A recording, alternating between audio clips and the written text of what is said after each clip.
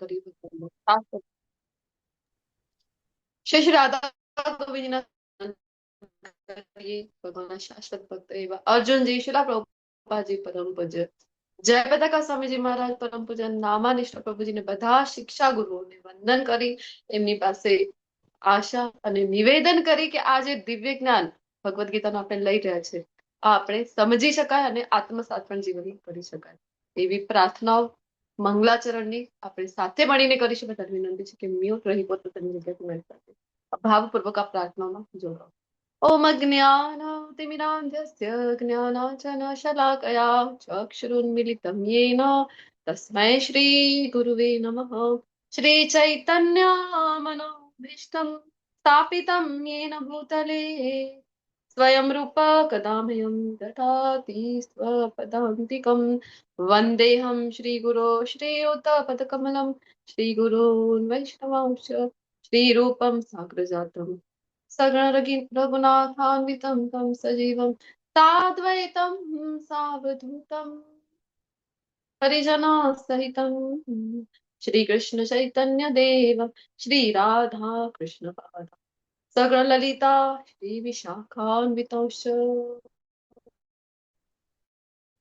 हे कृष्ण करुणा सिन्धो दीनबन्धो जगत्पते गोपेश गोपिका कान्त कान्त नमोस्तुते तप्त काञ्चन गौराङ्गी श्री राधे वृन्दावनेश्वरी वृषभानुसुते देवी प्रणमामि प्रीते वाञ्छाकल्पतरुभ्यश्च कृपा सिन्धुभ्येव च पतितानां वैष्णवे नमो नमः. अनंत कोटि वैष्णवानंद की जय. श्रील प्रभुपाद की जय. ग्रंथराज श्रीमद् भागवतम भगवत गीता की जय. सद्गुरुदेव की जय. नमो विष्णुपादाय कृष्णप्रेष्ठाय भूतले श्रीमते भक्तिवेदान्त स्वामिनिति नामिने. नमस्ते सारस्वते देवे गौरवाणी प्रचारिणे निर्विशेष शून्यवादी पाश्चात्य देवतारिणे. हरे कृष्णा कृष्णा कृष्णा हरे हरे हरे राम हरे हरे हरे कृष्णा. हरे कृष्ण माताजी. हरे कृष्ण माताजी. हरे कृष्णा. वेलकम. चेतना माताजी, राजेंद्र पधारिया प्रभुजी, गीता पटेल माताजी, मीनाक्षी माताजी, हरे कृष्णा. नैना नडियादरा माताजी, पुष्पा वैष्णव माताजी, सुलोचना शुक्ला माताजी, हरे कृष्णा. અને આપણી સાથે શ્રી શ્રી રાધા ગોવિંદજીની સેવામાં તત્પર બધા વૈષ્ણવોની સેવામાં તત્પર એવા એડમિન કોર્સની ટીમ જોડાઈ ગઈ છે. એવા કોમલ કૌર માતાજી, હિરલ માતાજી અને વિક્રમી કૃષ્ણ પ્રભુજી આજે આપણી સાથે છે રેકોર્ડિંગની સેવા આપવા માટે. તો હૃદયપૂર્વક સ્વાગત છે અને ખૂબ ખૂબ આભાર વ્યક્ત કરું છું. તો શરૂઆત કરીએ આજના અધ્યાયની. એની પહેલા ગઈકાલે જે આપણે અધ્યાય ભણી ગયા, કયો ભણી ગયા હતા આપણે? કર્મયોગ. અધ્યાય ત્રીજો એટલે કે કર્મ યોગ. હા, જે આપણે ચર્ચા કરી 5 વિષયોનું આપણે રિવાઇઝ પણ કર્યું હતું. ભગવદ્ ગીતાના જે 5 વિષયો આપણે ભણીએ છીએ એમાંથી કર્મ જે છે જેને આ વિષય છે જેને આપણે આપણા હાથમાં જે છે જેને બદલી શકાય છે. તો આજે પણ દિવ્ય જ્ઞાન આજના અધ્યાયનું નામ છે. દિવ્ય જ્ઞાનની અથવા તો જ્ઞાન યોગ નામના અધ્યાયની શરૂઆત કરી રહ્યા છે. તો બધા જ આપણે મંગલાચરણ અત્યારે જ કર્યું છે. તો ગુરુજનોની આશીર્વાદ આપણી સાથે, ગુરુજનોના આશીર્વાદ છે, કૃપા છે આપણી સાથે, તો જ આ દિવ્ય જ્ઞાન છે આપણે સમજી શકીશું. તો અધ્યાય 3 માં આપણે જોઈ ગયા હતા અર્જુનજીની મૂંઝવણથી શરૂઆત થઈ હતી ગઈકાલના અધ્યાયની કે હે ભગવાન, ત્યાગ કરી દો, બધું છોડી દો હું, કે નિષ્કામ કર્મમાં તમે કહી રહ્યા છો તેમ આગળ વધુ. તમે કહો છો યુદ્ધ કર તમારી પ્રસન્નતા માટે, તો એ કરો, હું બધું છોડીને જતો રહું.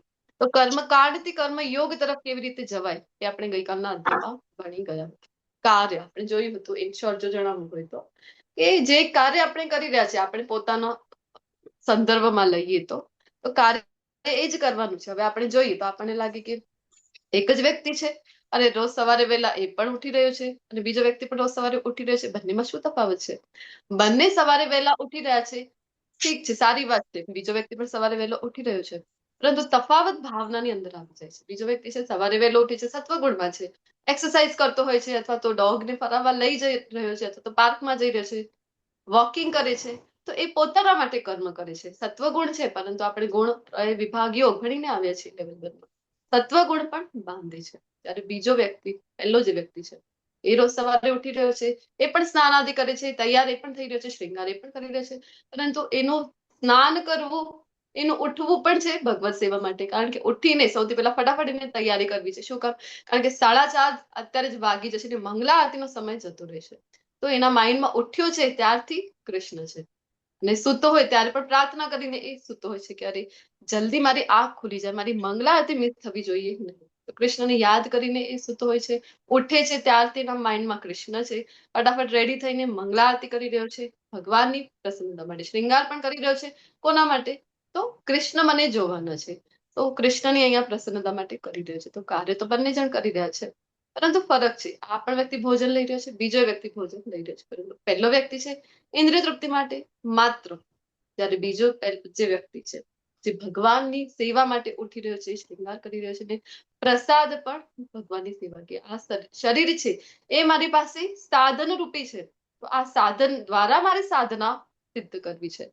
એના માટે જે કંઈ પણ એક્ટિવિટી છે દિવસ દરમિયાન, આખા દિવસ દરમિયાન, એમાં કૃષ્ણ સેન્ટર્ડ એની લાઈફ છે. તો ફરક છે. એટલા વ્યક્તિને બંધન નહીં થાય, અને જે બીજો વ્યક્તિ છે સેમ કાર્ય કરી રહ્યા છે પરંતુ બંધન થશે. તો નિષ્કામ કર્મ, નિયત કર્તવ્ય જે આપણું છે એ તો કરવું જ છે, પરંતુ ફળ પ્રત્યે અનાસક્ત રહેવું. તો ભગવાને કીધું ને યદ્ય આચરતિ શ્રેષ્ઠ, બી અ રોલ મોડલ. કામ અને ક્રોધ જે છે એ ફસાવી દે છે આપણને. એ પાપમય પ્રતિક્રિયાઓ. જે અર્જુનજીનો પ્રશ્ન પણ હતું ને કે ઈચ્છા નથી, ખબર છે ખોટું છે, તો પણ કેવી રીતે આ કરવા માટે અમે જાણે કે પ્રેરાઈ રહ્યા છીએ, અથવા તો કોઈ પુશ કરી રહ્યો છે કે કરો આ, તો આ શું કામ થઈ રહ્યો છે? ત્યારે ભગવાન એનો જવાબ આપે છે ને, કામ એશ ક્રોધ એશ. ને શું કામ થાય છે કામ અને ક્રોધ? તો રજોગુણ સમુદ્ભવ, રજોગુણના પ્રાધાન્યને કારણે આ કામ અને ક્રોધ હેરાન કરી રહ્યા છે. તો રજોગુણ એટલે વાસ્તવમાં બીજું કઈ નથી, એન્ડલેસ ડિઝાયર, ઈચ્છાઓ છે, અમર્યાદિત ઈચ્છાઓ છે, ભોગવવાની ઈચ્છા છે, બધી વસ્તુ મેળવવાની, પ્રાપ્ત કરવાની ઈચ્છા છે. તો એ જ છે રજોગુણ. તો એના કારણે કામ આવી જાય છે, કામના ઉત્પન્ન થાય છે ભોગવવાની. ન થઈ પૂરી કામના તમારી તો ક્રોધ આવી જાય છે. ને એવી જ રીતે પાપમય પ્રવૃત્તિ આપણે કરીએ, અને અલ્ટિમેટલી પતનનું કારણ એ બની રહ્યું છે. ગઈકાલનું અધ્યાય આપણે 3.43 સુધીના શ્લોકો આવી રીતે ભણી ગયા હતા. હવે આજના અધ્યાયમાં આપણી પાસે જે શ્લોકો છે 42. તો વિભાગ 1, 2 એવી રીતે અલગ અલગ પાડેલા છે. તો બીજ જે શબ્દો છે અહીંયા વિભાગ 1 માં જે સમજવાના છે, પરંપરા વિશેનું જ્ઞાન. આમ તો લેવલ 1 કરીને આવ્યા છો, તો પરંપરા વિશે થોડું ઘણું આપણે ત્યાં ચર્ચા પણ કરીને આવ્યા છે લેવલ 1 માં. હરે કૃષ્ણ, જય શ્રીજી. વિભાગ 2 માં કૃષ્ણ તમામ માર્ગોના લક્ષ્ય તરીકે અને વર્ણાશ્રમ પ્રણાલીના સર્જક છે. એ યથામામ પ્રપદ્યંતે, કઈ રીતે, કયા ભાવ સાથે ભગવાનની શરણે જઈએ તો ભગવાન કેવી રીતે રેસિપ્રોકેટ કરી રહ્યા છે. ને વિભાગ 3 કર્મયોગ પ્રત્યે છે. આગળનું તો આપણે આવતીકાલના સેશનમાં લઈશું. શરૂઆત કરીએ આજના અધ્યાયની. તો કૃષ્ણ અહીંયા પોતાના વિશેનું જે દિવ્ય જ્ઞાન છે, ટ્રાન્સેન્ડેન્ટલ નોલેજ છે, ગુણાતીત જ્ઞાન કયું કહેવાય? તો ત્રણેય ગુણથી જે પર છે એને ગુણાતીત જ્ઞાન કહેવાય છે. એવું એ જ્ઞાન આપી રહ્યા છે ભગવદ્ ગીતામાં. તો આપણે લેવલ 1 માં પણ ચર્ચા કરતા હોય છે કે કઈ ભગવદ્ ગીતા છે એ વાંચવી જોઈએ. ત્યાં શું કામ? પરંપરામાંથી જ્ઞાન લેવું ખૂબ જરૂરી છે, ત્યાં આપણે ચર્ચા કરતા હોય છે. તો હવે તમે મને એ જણાવો કે ભગવદ્ ગીતા ક્યારથી છે અવેલેબલ? પૃથ્વી ઉપર ક્યારથી અવેલેબલ છે ભગવદ્ ગીતા? હરે કૃષ્ણ.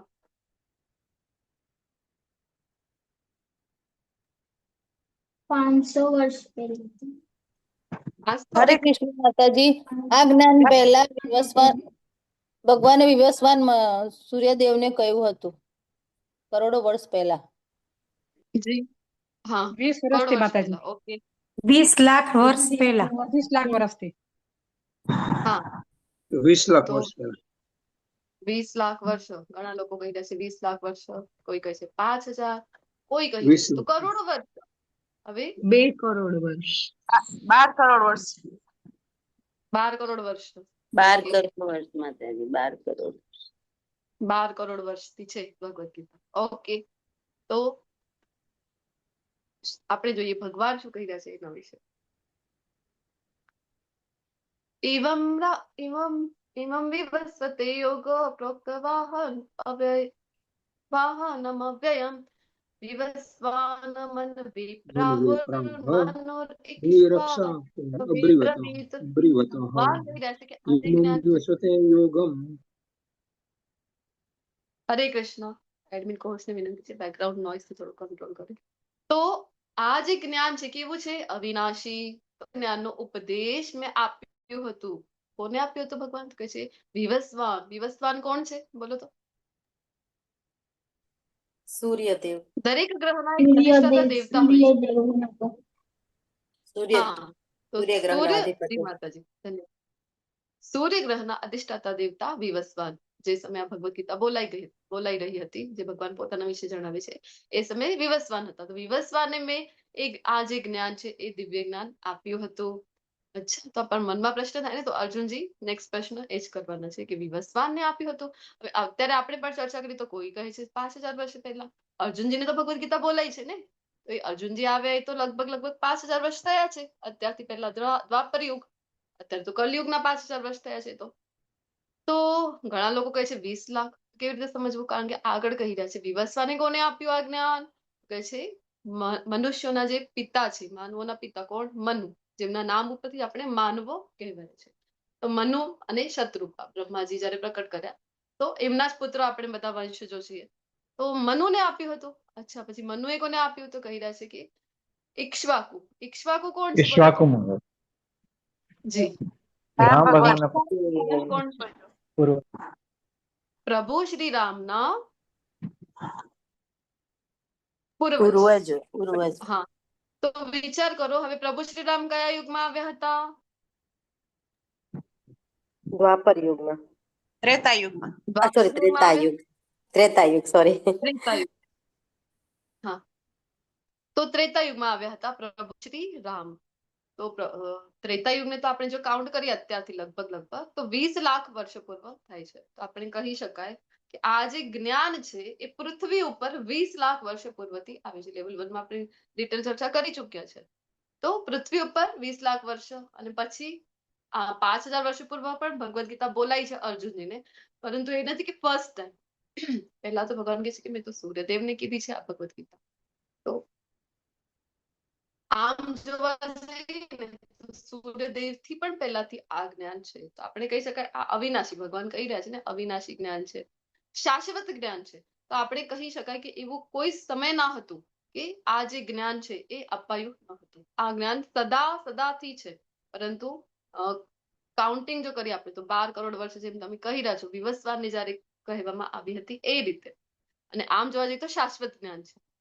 એવમ પરંપરા પ્રાપ્તિમ રાજર્ષયો ઇમમ રાજર્ષયો વિદુઃ સકાલિની મહતા યોગો નષ્ટ પરંતપ. તો શું થયું પછી? આ જે જ્ઞાન છે પરંપરાના વિશેનું ભગવાન અહીંયા મહત્વ સમજાવી રહ્યા છે કે જ્ઞાન શું કામ ગુરુ શિષ્ય પરંપરામાંથી લેવું જોઈએ.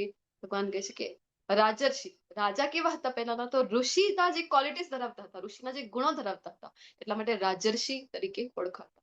ભરત મહારાજનું ઉદાહરણ આપણે લેવલ 1 માં લેતા હોય છે કે નહીં, શ્રીમદ ભાગવતમનું. કેવા ગુણો છે? સમ્રાટ છે, આટલું બધું મોટું સામ્રાજ્ય છે, 5 બાળકો છે, તો પણ જયારે વાનપ્રસ્થાશ્રમનો સમય આવે છે તો આટલું મોટું સામ્રાજ્ય આપણાથી તો કઈ છોડવા માટે કોઈ કહે તો છૂટે નહીં. આપણી પાસેથી છોડવું ઘણું અઘરું છે. તો એવા રાજાઓ થઈ ગયા છે, ઋષિઓ જેવા જે ગુણધર્મો ધરાવતા. છોડવાનો સમય આવે તો બધું છોડીને વનમાં જવા માટે નીકળી જાય છે. તરત વલ્કલ વસ્ત્રો પહેરશે અને નીકળી જાય છે. બધું જ રેશમી વસ્ત્રોનો ત્યાગ કરી દેશે. તો એવા ગુણો ધરાવતા હતા, એટલે રાજર્ષિ. તો આ જ્ઞાન કોના માટે છે? રાજર્ષિ લીડર્સ માટે છે. આ જે જ્ઞાન છે શું કામ? કારણ કે ગઈકાલે પણ કીધું ને, યદ્યત આચરતિ શ્રેષ્ઠ. તો શ્રેષ્ઠ પુરુષો જે પ્રમાણેનું આચરણ કરી રહ્યા છે, તો એ જ પ્રમાણે જે જન સમુદાય છે એને ફોલો કરી રહી છે. તો એટલા માટે આ જે જ્ઞાન છે ને એ વાસ્તવમાં તો લીડર્સ માટે છે. લીડર્સને તો કહે છે કે ગુરુ શિષ્ય પરંપરા દ્વારા પ્રાપ્ત થયું આ જે પરમ વિજ્ઞાન છે, અને રાજર્ષિઓ એ જ રીતે એને ધારણ કર્યું છે. ગુરુ શિષ્ય પરંપરા દ્વારા જ એ જ્ઞાન લીધું છે. કારણ કે પરંપરા વિશેનું મહત્વ આપણને પદ્મ પુરાણનો જે શ્લોક આપણે લેવલમાં લેતા હોય છે કે પરંપરા સિવાયનું જે કંઈ પણ જ્ઞાન છે, જે કંઈ પણ મંત્ર છે, એ ફલવિહીન હોય છે. તો આપણે ડે 1 માં જ્યારે લેવલ 1 ની ચર્ચા કરતા હોય છે, એક ઉદાહરણ સાથે પણ સમજતા હોય છે. એક વૃક્ષ છે, એ વૃક્ષની ઉપર ફળ છે, સરસ મજાના કેરીના ફળો છે. તો આપણને કેરીના ફળો જોઈએ તો 2 ઓપ્શન હોય ને આપણી પાસે. એક તો છે કે આપણે નીચે ઊભા છીએ અને ઊભા આપણે કાંકર છે, પથ્થર છે, એ મારી રહ્યા છે. અને બીજો એક ઓપ્શન છે કે આપણા માટે કોઈ જાય, વૃક્ષ ઉપર ચઢી જાય અને ત્યાંથી સરસ મજાની કેરીઓ તોડીને લઈ આવે. તો મને કહો કે ઇન્ટેક્ટ ફ્રૂટ્સ જે છે એ કયા પ્રોસિજરમાં વધારે મળશે આપણને, પહેલા પ્રોસિજરમાં કે બીજા પ્રોસિજરમાં? બીજા સારા ફળ. પ્રોસિજરમાં બીજા હા. પ્રોસિજર. તો સારી ક્વોલિટી વાળા સારા ઇન્ટેક્ટ ફ્રૂટ જે છે આપણને બીજા પ્રોસિજરમાં મળી રહે છે, કારણ કે ત્યાં ખરાબ નથી થઈ રહ્યું ને. તો બસ આ જ વાત છે ગુરુ શિષ્ય પરંપરાની પણ. અહીંયા નીચેથી આપણે ઊભા કાંકરા મારી રહ્યા છે તો નીચે પડી જાય ફળ છે, ધૂળ મિશ્રિત થઈ જાય, માટી મિશ્રિત થઈ જાય, ક્વોલિટી એની ખરાબ થઈ જાય, કાંઈ ને કાંઈ મિશ્રણ એમાં થતું જાય છે. પરંતુ એઝ ઇટ ઇઝ ક્યારે મળે છે જ્ઞાન જે છે કોઈ પણ ભેળસેળ વગર. તો એ જ્યારે પરંપરામાંથી આવે છે ને ત્યારે જ એ આપણને મળે છે. ખૂબ મહત્વ છે ગુરુ શિષ્ય પરંપરાનું શાસ્ત્રોમાં. ભગવાન પોતે મહત્વ અહીંયા સમજાવવા માટે, પ્રસ્થાપિત કરવા માટે અર્જુનજીને ભગવદ્ ગીતાના શ્લોકો કહી રહ્યા છે. તો કહે છે કે કાલાંતરે આ નષ્ટ થઈ ગઈ પરંપરા. તો પરંપરાથી જ જ્ઞાન આવી રહ્યું હતું, પરંતુ કાલાંતરે નષ્ટ થઈ ગઈ. નષ્ટ થઈ જ જાય, કારણ કે જે મુજબના એજ્યુકેશન સિસ્ટમમાં આપણે ભણી રહ્યા છે, બાળકોને ભણાવી રહ્યા છે, તો નષ્ટ જ થશે. આપણે ચર્ચા કરતા હોય છે 7th chapter Bhagavad Gita level 1 માં કે આપણા દેશની જે એજ્યુકેશન પ્રણાલી છે આઝાદીના પહેલા, એટલે કે અંગ્રેજો આવ્યા એના પહેલા કેવી હતી? ગુરુકુળ સિસ્ટમ આપણી ત્યાં હતું.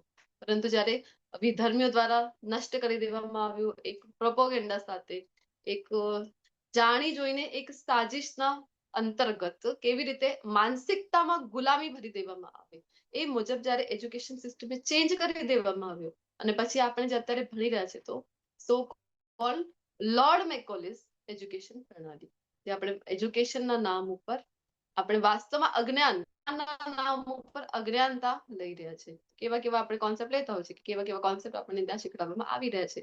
તો શું કરી રહ્યો છે આ એજ્યુકેશન સિસ્ટમ કે આપણા જ શાસ્ત્રો પર આપણને શંકા થાય, આપણને પ્રશ્ન ચિહ્ન થાય, એવી રીતે આપણા માઇન્ડ સેટ તૈયાર કરવામાં આવી રહ્યા છે.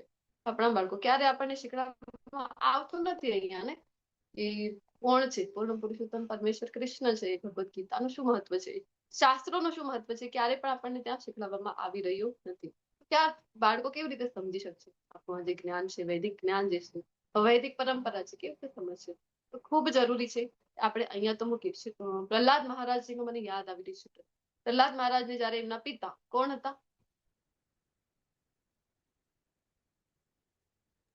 હિરણ્યકશિપુ. હિરણ્યકશ્યપ. હિરણ્યકશ્યપ. તો એમના પિતા જ્યારે ગુરુકુળમાં જ્યારે સમય આવ્યો તો આપણને ચિંતા થાય ને કે ચલો બાળકોને સ્કૂલ મોકલવાનો સમય આવ્યો છે, એમને પણ ચિંતા થઈ ચલો ગુરુકુળ મોકલી દઈએ. તો અસુરોના ગુરુ કોણ છે? અસુરોના ગુરુ શુક્રાચાર્ય. હા. તો એમની ત્યાં જ્યારે એમની પરંપરામાં શિક્ષણ લેવા માટે મોકલી રહ્યા છે. અમર અને ગંડ એવું આઈ થિંક કંઈક નામ હતું ને, જે એમના ગુરુ હતા એ. ને એ જ્યારે એમને એજ્યુકેશન આપી રહ્યા છે તો આસુરી સ્કૂલ છે, તો આસુરી પ્રવૃત્તિ વાળા છે, આસુરી સ્કૂલ છે, તો એ ક્યારે પણ જ્ઞાન નથી આપતા કે વિષ્ણુ છે એ જ ભગવાન છે. એ શું કહી રહ્યા છે અહીંયા? હિરણ્યકશિપુ છે એ ભગવાન છે, એના જ મંત્રો કરો. અને કારણ કે હિરણ્યકશિપુએ આદેશ આપ્યો હતો કે પોતાને જ ભગવાન પ્રસ્થાપિત કરવા માટે. આપણને લાગે એ તો એ સમયની વાત હતી ને, સતયુગની વાત હતી, એ સમયની વાત હતી. ના, પણ અત્યારે પણ એ જ વસ્તુ થઈ રહી છે કે નહીં? લોકો પોતાને જે ભગવાન માની રહ્યા છે અથવા તો જે ભગવાન નથી એમને ભગવાનના પદે પ્રસ્થાપિત કરવાનો પ્રયત્ન કરી રહ્યા છે. તો દૈવી તથા આસુરી સંપદા નામનું 16મો અધ્યાય આપણે ભણીને આવ્યા છે. તો કોને અસુર કહેવાય? મોટા મોટા શિંગડા છે, લાલ લાલ આંખો છે, એ છે અસુર? જો જોતી હસી રહ્યા છે. આસુરી પ્રવૃત્તિ જે કોઈ ધરાવી રહ્યા છે બધા અસુર છે. અને મુખ્ય આસુરી પ્રવૃત્તિ કેવી રીતે ઓળખાય? ભગવાનમાં જે નથી માની રહ્યા એ બધા જ અસુર છે. તો અત્યારે પણ આજે એજ્યુકેશન પ્રણાલીમાં જે પ્રહલાદ મહારાજને જેવા શિક્ષકો મળ્યા હતા એવા શિક્ષકો આપણા બાળકોને પણ મળી રહ્યા છે. ખૂબ દુઃખની વાત છે. એ ક્યારે સમજાવશે નહીં. એ કૃષ્ણ છે, એ પૂર્ણ પુરુષોત્તમ પરમેશ્વર છે, વૈદિક પરંપરા નું મહત્વ શું છે, આપણી જે વૈદિક સંસ્કૃતિ છે એનું શું મહત્વ છે, ક્યારે પણ શીખવાડવામાં અહીંયા આવશે નહીં. તો આપણે વાત કરતા હોય છે પદ્મ પુરાણનો જે શ્લોક આપણે લેવલ 1 માં ચર્ચા કરતા હોય છે કે ફલવિહીન છે કોઈ પણ મંત્ર, ક્યારે જ્યારે એ ઓથેન્ટિક પરંપરામાંથી નથી આવતું. ઓથેન્ટિક પરંપરા કઈ છે તો પદ્મ પુરાણમાં જ ઉલ્લેખ મળે છે આપણને. એ મુજબ ભગવાન કૃષ્ણથી જે ડાયરેક્ટ કનેક્ટેડ છે એ સંપ્રદાયને કહેવાય છે પ્રામાણિક સંપ્રદાય. તો આવી યુનિવર્સિટી આપણે આપણા બાળકો માટે શોધતા હોય છે ને કે આફ્ટર 12th કઈ જગ્યાએ એને આપણે ગ્રેજ્યુએશન માટે મોકલીએ તો ત્યાં પ્લેસમેન્ટ પણ હશે, અથવા તો આ સારી સારી નામ હોય છે કોલેજની, ઓથેન્ટિસિટી આપણે ચેક કરતા હોય છે કે નહીં, તો સરકાર પાસેથી માન્યતા પ્રાપ્ત છે કે નહીં, એ બધું આપણે ચેક કરીએ છીએ ને. તો એક સાધારણ જોબ મળવા માટે આપણે આટલું બધું ચેકિંગ કરી રહ્યા છીએ, પરંતુ અહીંયા જે વાત થઈ રહી છે તો કેટલા હાયર લેવલની છે. તો ટ્રાન્સેન્ડેન્ટલ વાત થઈ રહી છે કે ભગવત પ્રાપ્તિ, તો ભગવત પ્રાપ્તિ આપણે ક્યાંથી પણ કરી લઈશું નહીં. ખૂબ જરૂરી છે કે ઓથેન્ટિસિટી ચેક કરીએ, તપાસીએ. તો 4 ઓથેન્ટિક સંપ્રદાય પદ્મ પુરાણ કહે છે. કયા કયા છે જે ડાયરેક્ટ કૃષ્ણથી જ્ઞાન આપવામાં આવી રહ્યું છે? તો પહેલો કે બ્રહ્માજીને જ્યારે જ્ઞાન આપવામાં આવ્યું તો બ્રહ્માજીના નીચે પછી એ જ પરંપરામાં આચાર્યો, અલગ અલગ આચાર્યો આવે, અને પહેલા આચાર્ય આવ્યા તો માધવાચાર્ય. તો માધવાચાર્યજીના પાછળ આગળ વધે છે સંપ્રદાય. તો ચૈતન્ય મહાપ્રભુ પણ એ સંપ્રદાયમાં આવીને ગયા છે, અને આપણે ખૂબ ભાગ્યશાળી કહેવાય કે કૃષ્ણ પોતે ચૈતન્ય મહાપ્રભુના રૂપમાં આ જ સંપ્રદાયમાં આવીને ગયા છે. અને જે સંપ્રદાયમાં અત્યારે આપણે જ્ઞાન લઈ રહ્યા છે, તમને લાગે તો ઇસ્કોન છે. ઇસ્કોન તો એક સંસ્થાનું નામ શિલા પ્રભુપાદજી દ્વારા આપવામાં આવ્યું, કારણ કે દેશ વિદેશથી જેટલા પણ બધા ભક્તો છે, ડિવોટીઝ છે, એમને એક પ્લેટફોર્મ મળી રહે, એક જગ્યા મળે કે જ્યાં બેસીને એ હરિનામ સંકીર્તન કરી શકે, હરિનામ પોતાની ભક્તિ છે એમાં વધારો કરી શકે, એટલે ઇસ્કોન નામ અપાયું. બાકી સંપ્રદાય કયું કહેવાય તો બ્રહ્મ મધ્વ ગૌડીય સંપ્રદાય, એ સંપ્રદાયનો જ એક ભાગ છે ઇસ્કોન. તો બ્રહ્માજીને જ્ઞાન અપાયું એટલે પછી મધ્વાચાર્યજી આપણે જયારે ઓરિએન્ટેશન ડે લીધું હતું ત્યારે એમના વિશેનો થોડું ઘણું સમજવાનો પ્રયત્ન કર્યા હતા. એમની થોડી લીલાઓ પણ લીધી હતી કે હનુમાનજી અને ભીમજીના જે મિશ્રિત અવતાર એવા મધ્વાચાર્યજી થઈને ગયા છે. તો એ જ પરંપરામાં જયારે ચૈતન્ય મહાપ્રભુ આવ્યા તો ચૈતન્ય મહાપ્રભુ ગૌડી પ્રદેશથી આવ્યા છે. એટલે પશ્ચિમ બંગાળ અત્યારે તો આપણને જે નાનકડો પ્રદેશ દેખાય છે, ખૂબ મોટો વિસ્તાર હતું, કારણ કે બાંગ્લાદેશ પણ ઇન્ક્લુડેડ હતો. આખા મોટા વિસ્તારને ગૌડીય પ્રદેશ કહેવામાં આવતો. એ પ્રદેશથી જયારે એ પ્રચાર થયો છે એટલે ગૌડીય સંપ્રદાય, બ્રહ્મમધ્વ ગૌડીય સંપ્રદાય. પછી શ્રી સંપ્રદાય જયારે લક્ષ્મીજીને જ્ઞાન અપાયું છે ભગવાન કૃષ્ણ દ્વારા, અને એ જ પરંપરામાં આગળ આવ્યા છે રામાનુજાચાર્યજી. તો રામાનુજાચાર્યજીનો પણ ચરિત્ર થોડું ઘણું આપણે સમજવાનું, એમની પણ થોડીક લીલા આપણે ઓરિએન્ટેશન ડેમાં લીધી હતી. તો તમે બધાએ સાંભળ્યું છે ને સ્ટેચ્યુ ઓફ લિબર્ટી ક્યાં આવેલું છે? ન્યુયોર્ક. ન્યુયોર્કમાં. હૈદરાબાદમાં છે. યુએસએ માં છે ને સ્ટેચ્યુ ઓફ યુનિટી, એ ક્યાં આવેલું છે? બરોડાની બાજુમાં. બરોડામાં. હા, આવેલું છે કે નહીં? કેવડિયા છે ને I think. Kevadia colony. Kevadia, બરોબર. પછી જી સ્ટેચ્યુ ઓફ ઇક્વેલિટી એ સાંભળ્યું છે કે નહીં તમે? તો સાઉથ ઇન્ડિયામાં એક્ઝેક્ટ કઈ સિટી છે ભૂલાઈ ગઈ મારા. હૈદરાબાદમાં છે માતાજી. હૈદરાબાદમાં છે. તમે ત્યાંથી જ છો ને પ્રભુજી? અમારથી 12 કિલોમીટર છે, 12 થી 15 કિલોમીટર. અચ્છા, ઓકે જી, ધન્યવાદ. તો મોટું એવું સ્ટેચ્યુ બનાવવામાં આપણા જે માનનીય પ્રધાનમંત્રી મોદીજી દ્વારા રામાનુજાચાર્યજીની સ્મૃતિમાં, તો એ છે સ્ટેચ્યુ ઓફ ઇક્વેલિટી, સમાનતાનો સ્ટેચ્યુ. તો રામાનુજાચાર્યજીના ઘણા બધા પ્રસંગો આપણે ઓરિએન્ટેશન ડેમાં લીધા હતા. તો એ જ સંપ્રદાયમાં આગળ એ પણ ઓથેન્ટિક સંપ્રદાય છે, કારણ કે લક્ષ્મીજી પાસેથી સાઉથ ઇન્ડિયા જે છે ને, દક્ષિણ ભારત, એ જગ્યા ઉપર એનું જે પ્રચાર પ્રસાર છે એ વધારે થયેલું છે. પછી શિવજીને જયારે જ્ઞાન આપવામાં આવ્યું તો રુદ્ર સંપ્રદાય તરીકે ઓળખવામાં આવ્યું, ને એ જ સંપ્રદાયમાં આગળ આવ્યા વિષ્ણુ સ્વામી આચાર્ય, અને આગળ કરતા વલ્લભાચાર્યજી.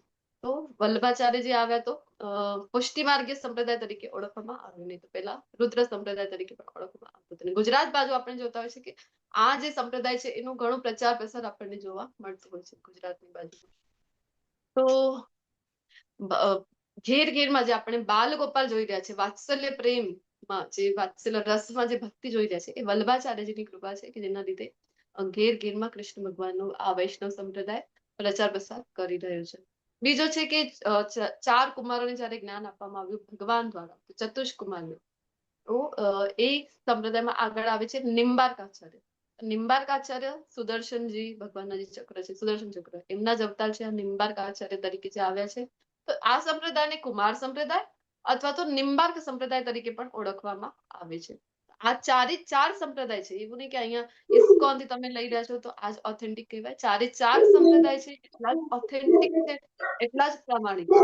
બસ આ એક તપાસવું પડે, કારણ કે હવે રામાનુજાચાર્ય સંપ્રદાય આપણે જોઈએ તો એ સંપ્રદાયમાં પણ ગુજરાત બાજુ ને એ બાજુ આપણે જોતા હોય તો ઘણું બધું પહેલા એ સંપ્રદાયના એક ભાગ હોય છે રામાનંદી તરીકે, અને પછી એમાં જ આગળ વધીને જે મુખ્ય ભગવાન છે, હવે ચતુર્ભુજ નારાયણની સેવા છે આ સંપ્રદાયમાં, અથવા તો સીતારામજીની છે, અથવા તો રાધા શ્યામજીની છે. પરંતુ એ મેઇન જે ભગવાન છે, એ જે વિગ્રહ છે, એમને જ સાઇડલાઇન કરી દેવામાં આવે છે, અને પછી પોતાની જે ગુરુ છે એમને જ ભગવાનના સ્થળે સ્થાપિત કરી દેવામાં આવતા હોય છે.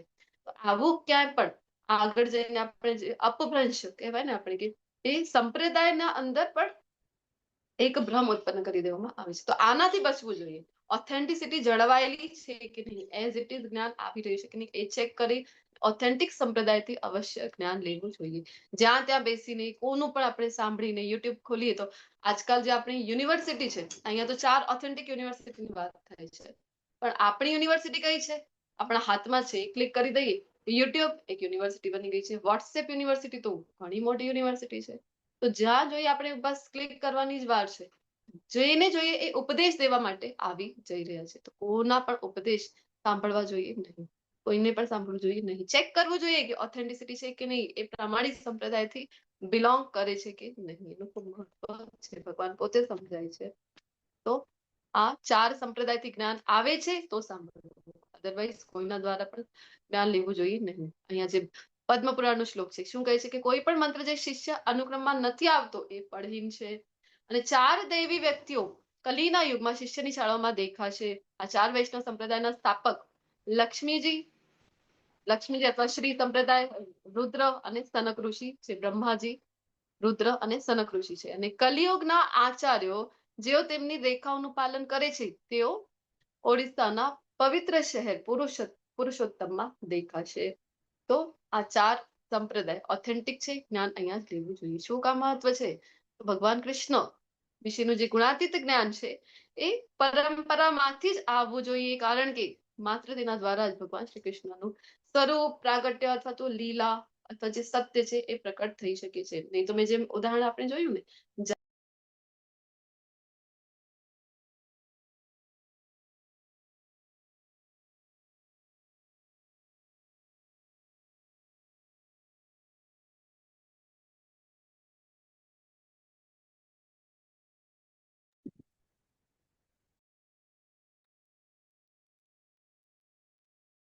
હરે કૃષ્ણ. હરે કૃષ્ણ. જી માતાજી મને હોસ્ટ આપજો.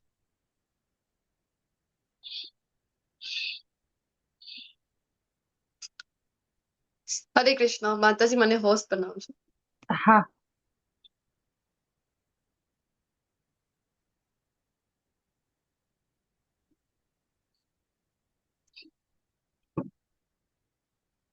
હરે કૃષ્ણ માતાજી. હા, હરે કૃષ્ણ. Thank you.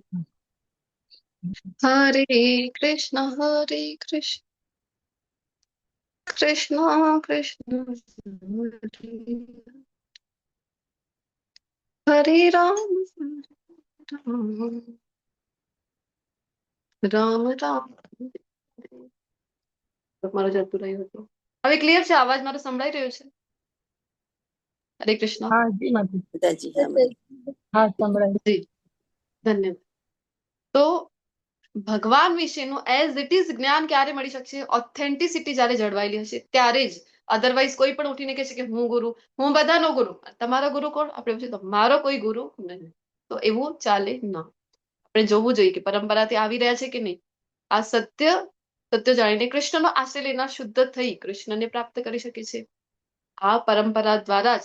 જો આપણી કોઈ કેપેબિલિટી છે નહીં, આપણે લાગે અમે વાંચી લઈશું, પુસ્તકો તો છે, તો જેમ ભૌતિક જગતમાં પુસ્તકો વાંચીને ઘણી બધી પુસ્તકો અવેલેબલ છે, તો આટલી બધી પુસ્તકો વાંચીને તમે પોતાની મળે એક ડોક્ટર નથી બની શકતા, એન્જિનિયર નથી બની શકતા. કોઈ તમને માનશે નહીં, સમાજમાં માન્યતા પ્રાપ્ત નહીં થાય. ક્યારે થશે?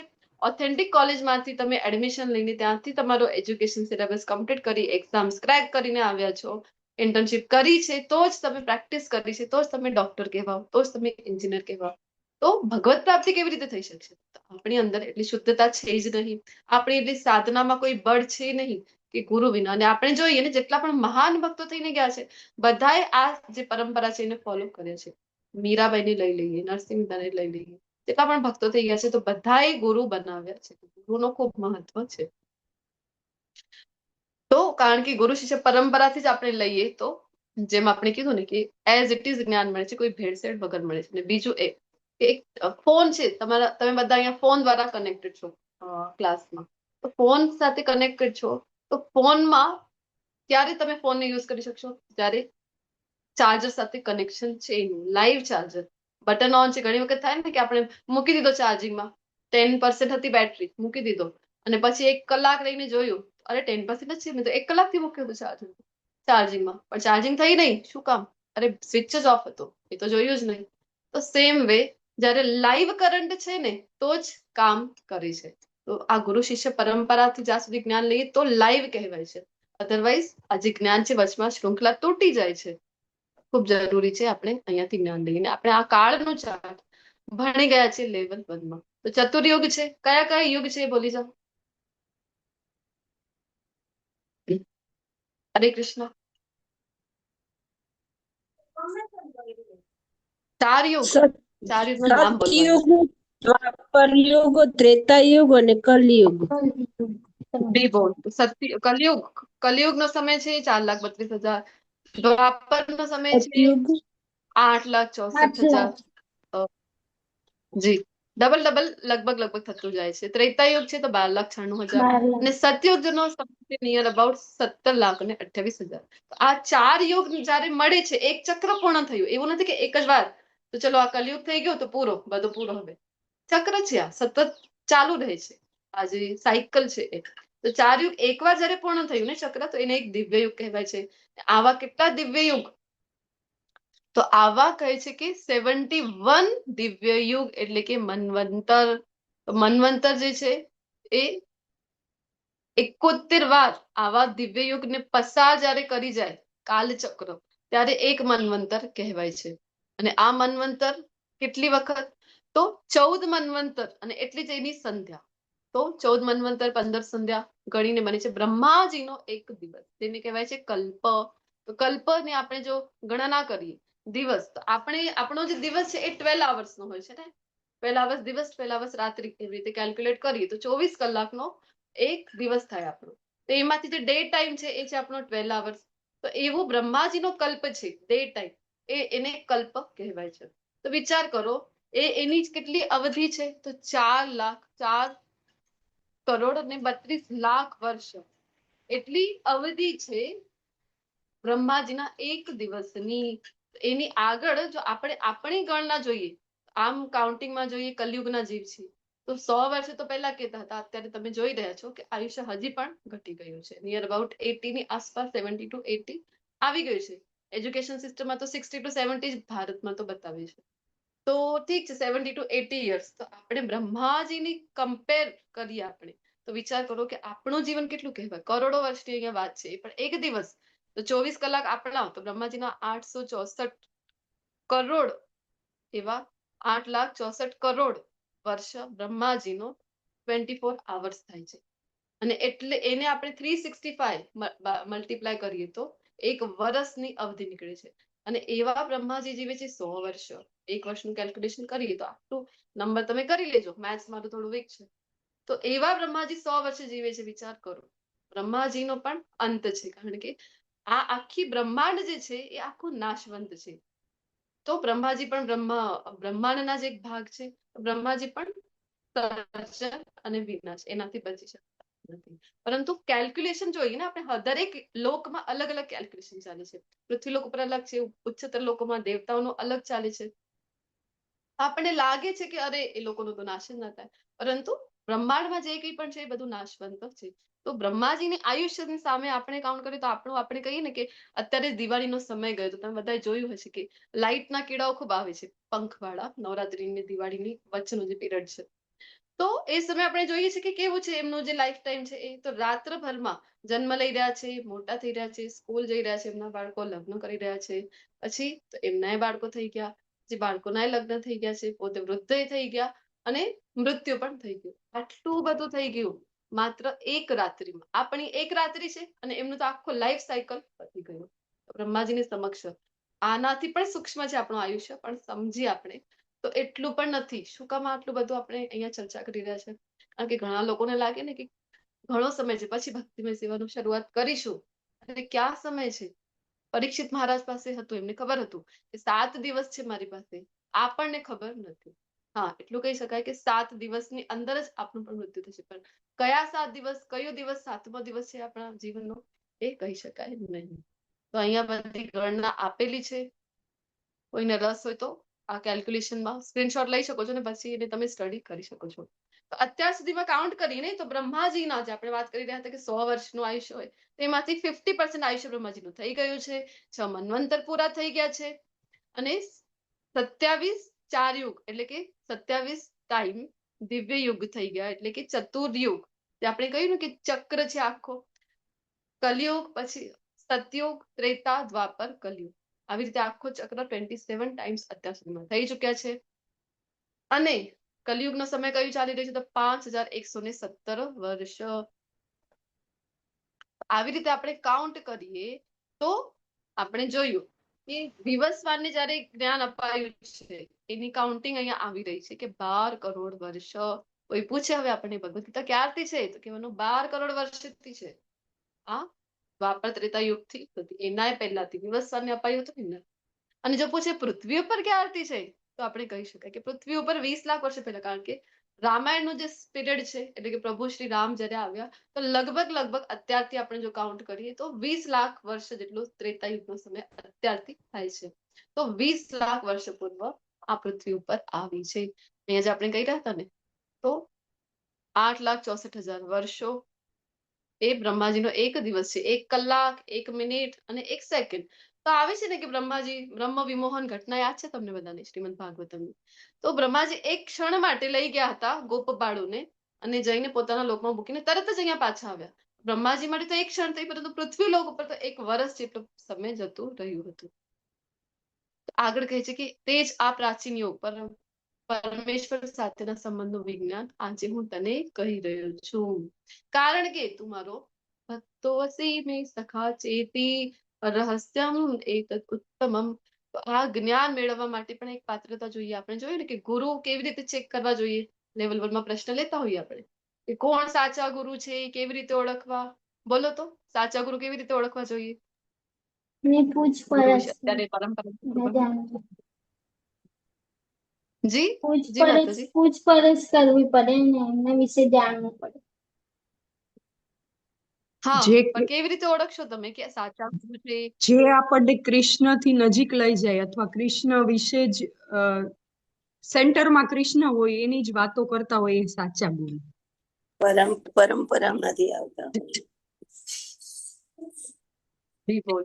આજે જે ભણ્યા, યસ, તમારા બધાના જવાબ સાચા છે. નયના માતાજી કહી રહ્યા છે અત્યારે જે આટલું બધું ચર્ચામાંથી આપણે બહાર નીકળ્યા જસ્ટ, તો પરંપરા. એક તો આ ચેક કરવું પડે કે ગુરુ શિષ્ય પરંપરામાંથી આવે છે કે નહીં, કારણ કે ગુરુ શિષ્ય પરંપરામાંથી આવશે તો ભેળસેળ નહીં થાય.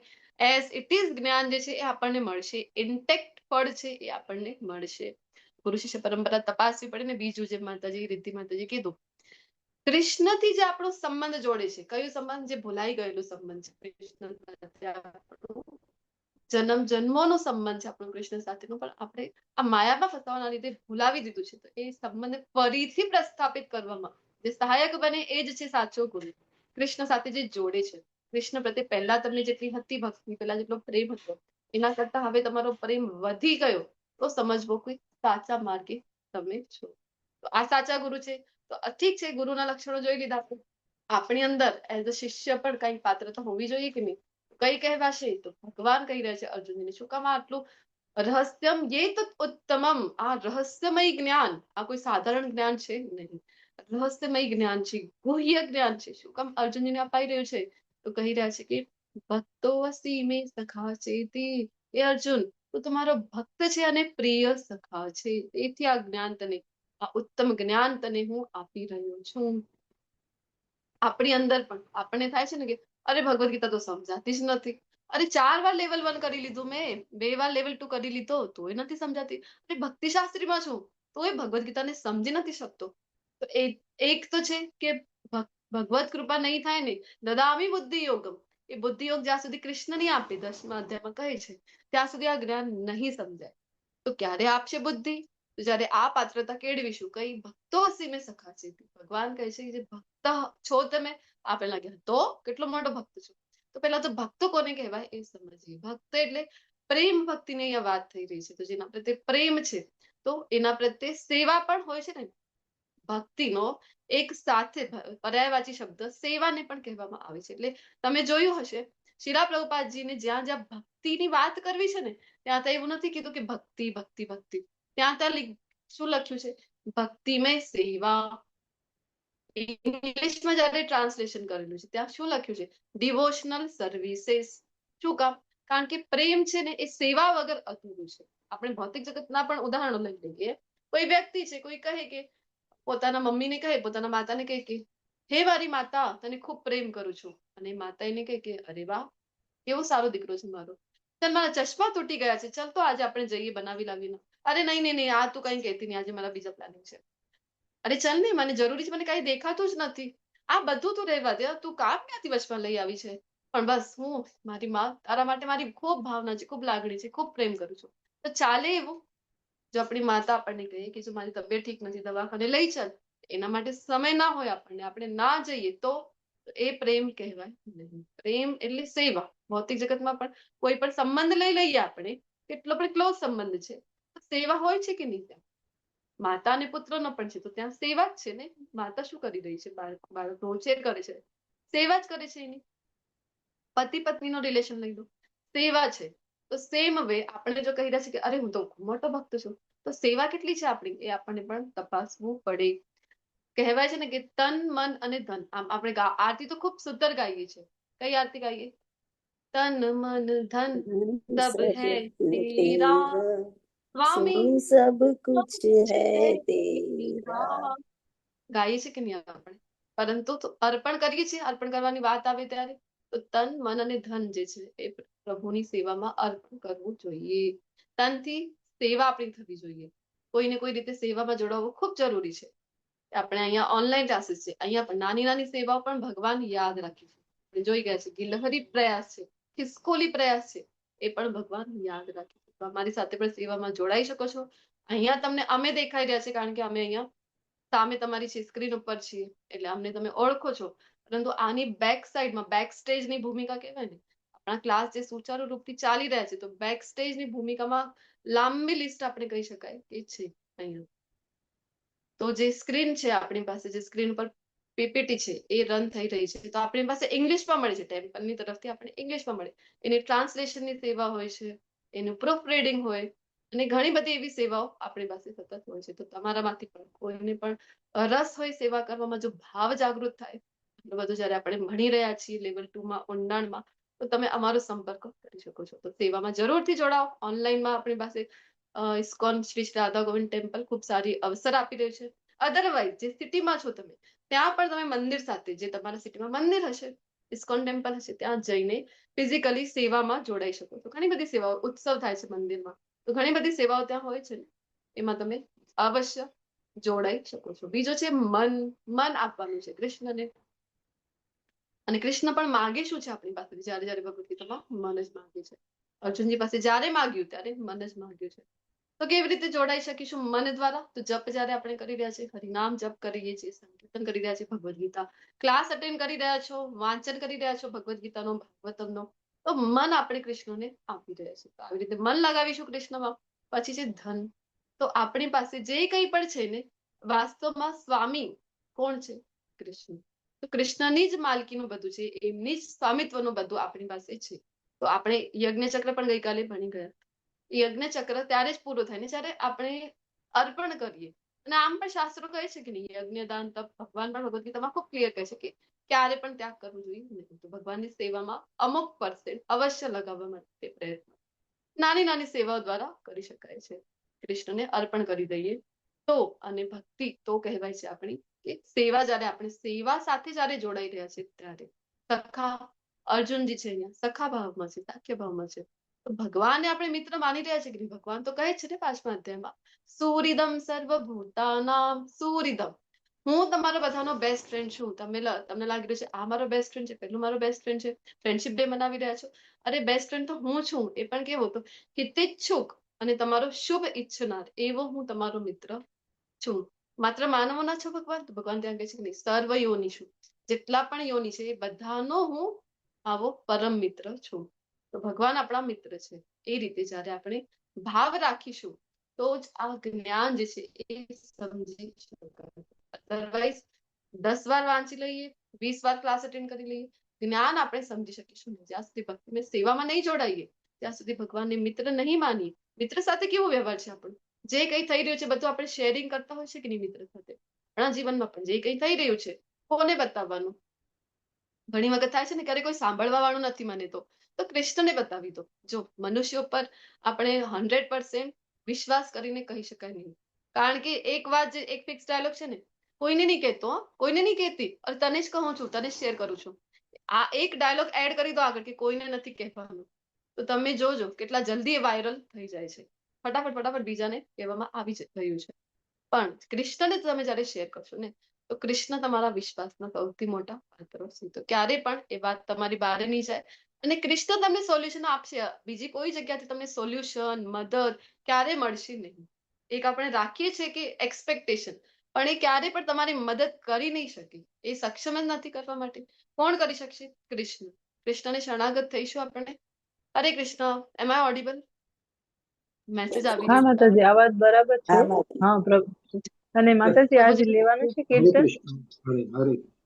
ટાઈમ થઈ ગયો ને હા કીર્તન એટલે એક લેવાનું છે નાનક- હા લઈ લો એક મીનાક્ષી નાનક માતાજીએ કીધું છે હા આ શ્લોકનું પૂર્ણ કરી લઈએ આપણે એની પાસે ઓકે લઈ હા શકો છો માતાજી જી તો હવે વાત કરી રહ્યા છે આપણે કે સખા કૃષ્ણ એવા સખા છે ને એમની સાથે શેર કરો ને તો તમને રસ્તો એ જ બતાવવાનો છે બીજા ક્યાંયથી મદદ તમને મળશે નહીં કૃષ્ણ આપણા અંતરમાં પ્રેરણા આપશે અથવા એવા વ્યક્તિ સાથે આપણું છે કે મળવાનું થશે કે જે આપણને એ જ પોઈન્ટ જે આપણા માઇન્ડમાં ચાલી રહ્યું છે તમારામાંથી ઘણા બધા કર્યું પણ હશે અનુભવ કે જે વસ્તુ આપણા માઇન્ડમાં ચાલી રહી છે ને એનું જ કોઈ આન્સર એનું જ કોઈ સોલ્યુશન લઈને એ વ્યક્તિ અથવા એ ભક્ત છે એ આપણી સમક્ષ આપશે તો કૃષ્ણ જ મદદ કરી શકશે તો કહી રહ્યા છે આગળ કે આપણો જે જન્મ છે એ અર્જુનજી પ્રશ્ન પૂછે છે કે આવું કેમ કહો છો વિવસ્વાનને આપ્યું અરે તમે ને હું તો સમકાલીન છીએ અરે અર્વાચીન છે કઈ પ્રાચીન થોડી છે મામા ભાઈના તો દીકરા કઝિન છે આપણે તો મેં તો તમને જોયું છે બાળપણથી હું તમારી ત્યાં આવતો તમે અહીંયા આવતા હતા તો આ જ્ઞાન કેવી રીતે આપ્યો તમે વિવસ્વાનને કેવી રીતે સમજો હું અર્જુનજીનો આ પ્રશ્ન નથી આપણને પ્રશ્ન થાય ને અરે દ્વાપર યુગમાં આ જ્ઞાન અપાયું હતું તો કેવી રીતે કહી રહ્યા છે કે ત્યારે આપ્યું હતું વિવસ્વાનને તો ઉત્તર આપણે પછી સાંભળીએ એક નાનકડું બ્રેક લઈ લઈએ હરે કૃષ્ણ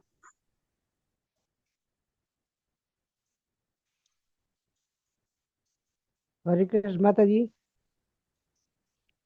હા ટાઈમ ફેરફાર થાય છે કઈ કઈ ખબર પડતી નથી હલો હજી હરે માતાજી કૃષ્ણ ટાઈમ ફેરફાર મીનાક્ષી થાય છે એમાં માતાજી ખબર પડતી નથી હે ટાઈમ સવારનો હતો સવાર 6 નો ટાઈમ 6 નો પૂરો થયો પછી 8 નો આવ્યો પછી વળી 8 આજ થોડું થોડું આવ્યું તો બંધ થઈ ગયું વળી પાછા મેં લીક જોયું તો કે સાંજે 4 વાગે તો કૃષ્ણ ટાઈમ ફેર મીનાક્ષી માતાજી are you હાજી there? હાજી યસ યસ હલો હા માતાજી તો તમે કીર્તન સ્ટાર્ટ કરી શકો છો અને આજે કોણ બોલી રહ્યા છે હાજી મનહર મનહર બા બોલી રહ્યા છે જી એમને શું પ્રોબ્લેમ થઈ રહ્યો છે ઠીક છે ટાઈમિંગમાં એમને મને કંઈક પ્રોબ્લેમ થાય છે સવારે 6 વાગે છે સાંજે 4 વાગે છે તેમને કંઈક મિસઅન્ડરસ્ટેન્ડિંગ થઈ છે લાગે છે આ માતાજી 4 અચ્છા વાગ્યાનો જ ક્લાસ છે ને એ સેમ ટાઈમ જ છે રોજ 4 વાગે જ હોય છે સાંજે હરે કૃષ્ણ આપણે આફ્ટર ક્લાસ ચર્ચા કરી માતાજી આજનું સેશન થોડું કમ્પ્લીટ કરી લઈશું પછી ચર્ચા કરી ક્લાસના અંતમાં મનહર માતાજી પ્રશ્નોત્તર સેશન જી મીનાક્ષી માતાજી ઓવર ટુ યુ હરે કૃષ્ણ હરે કૃષ્ણ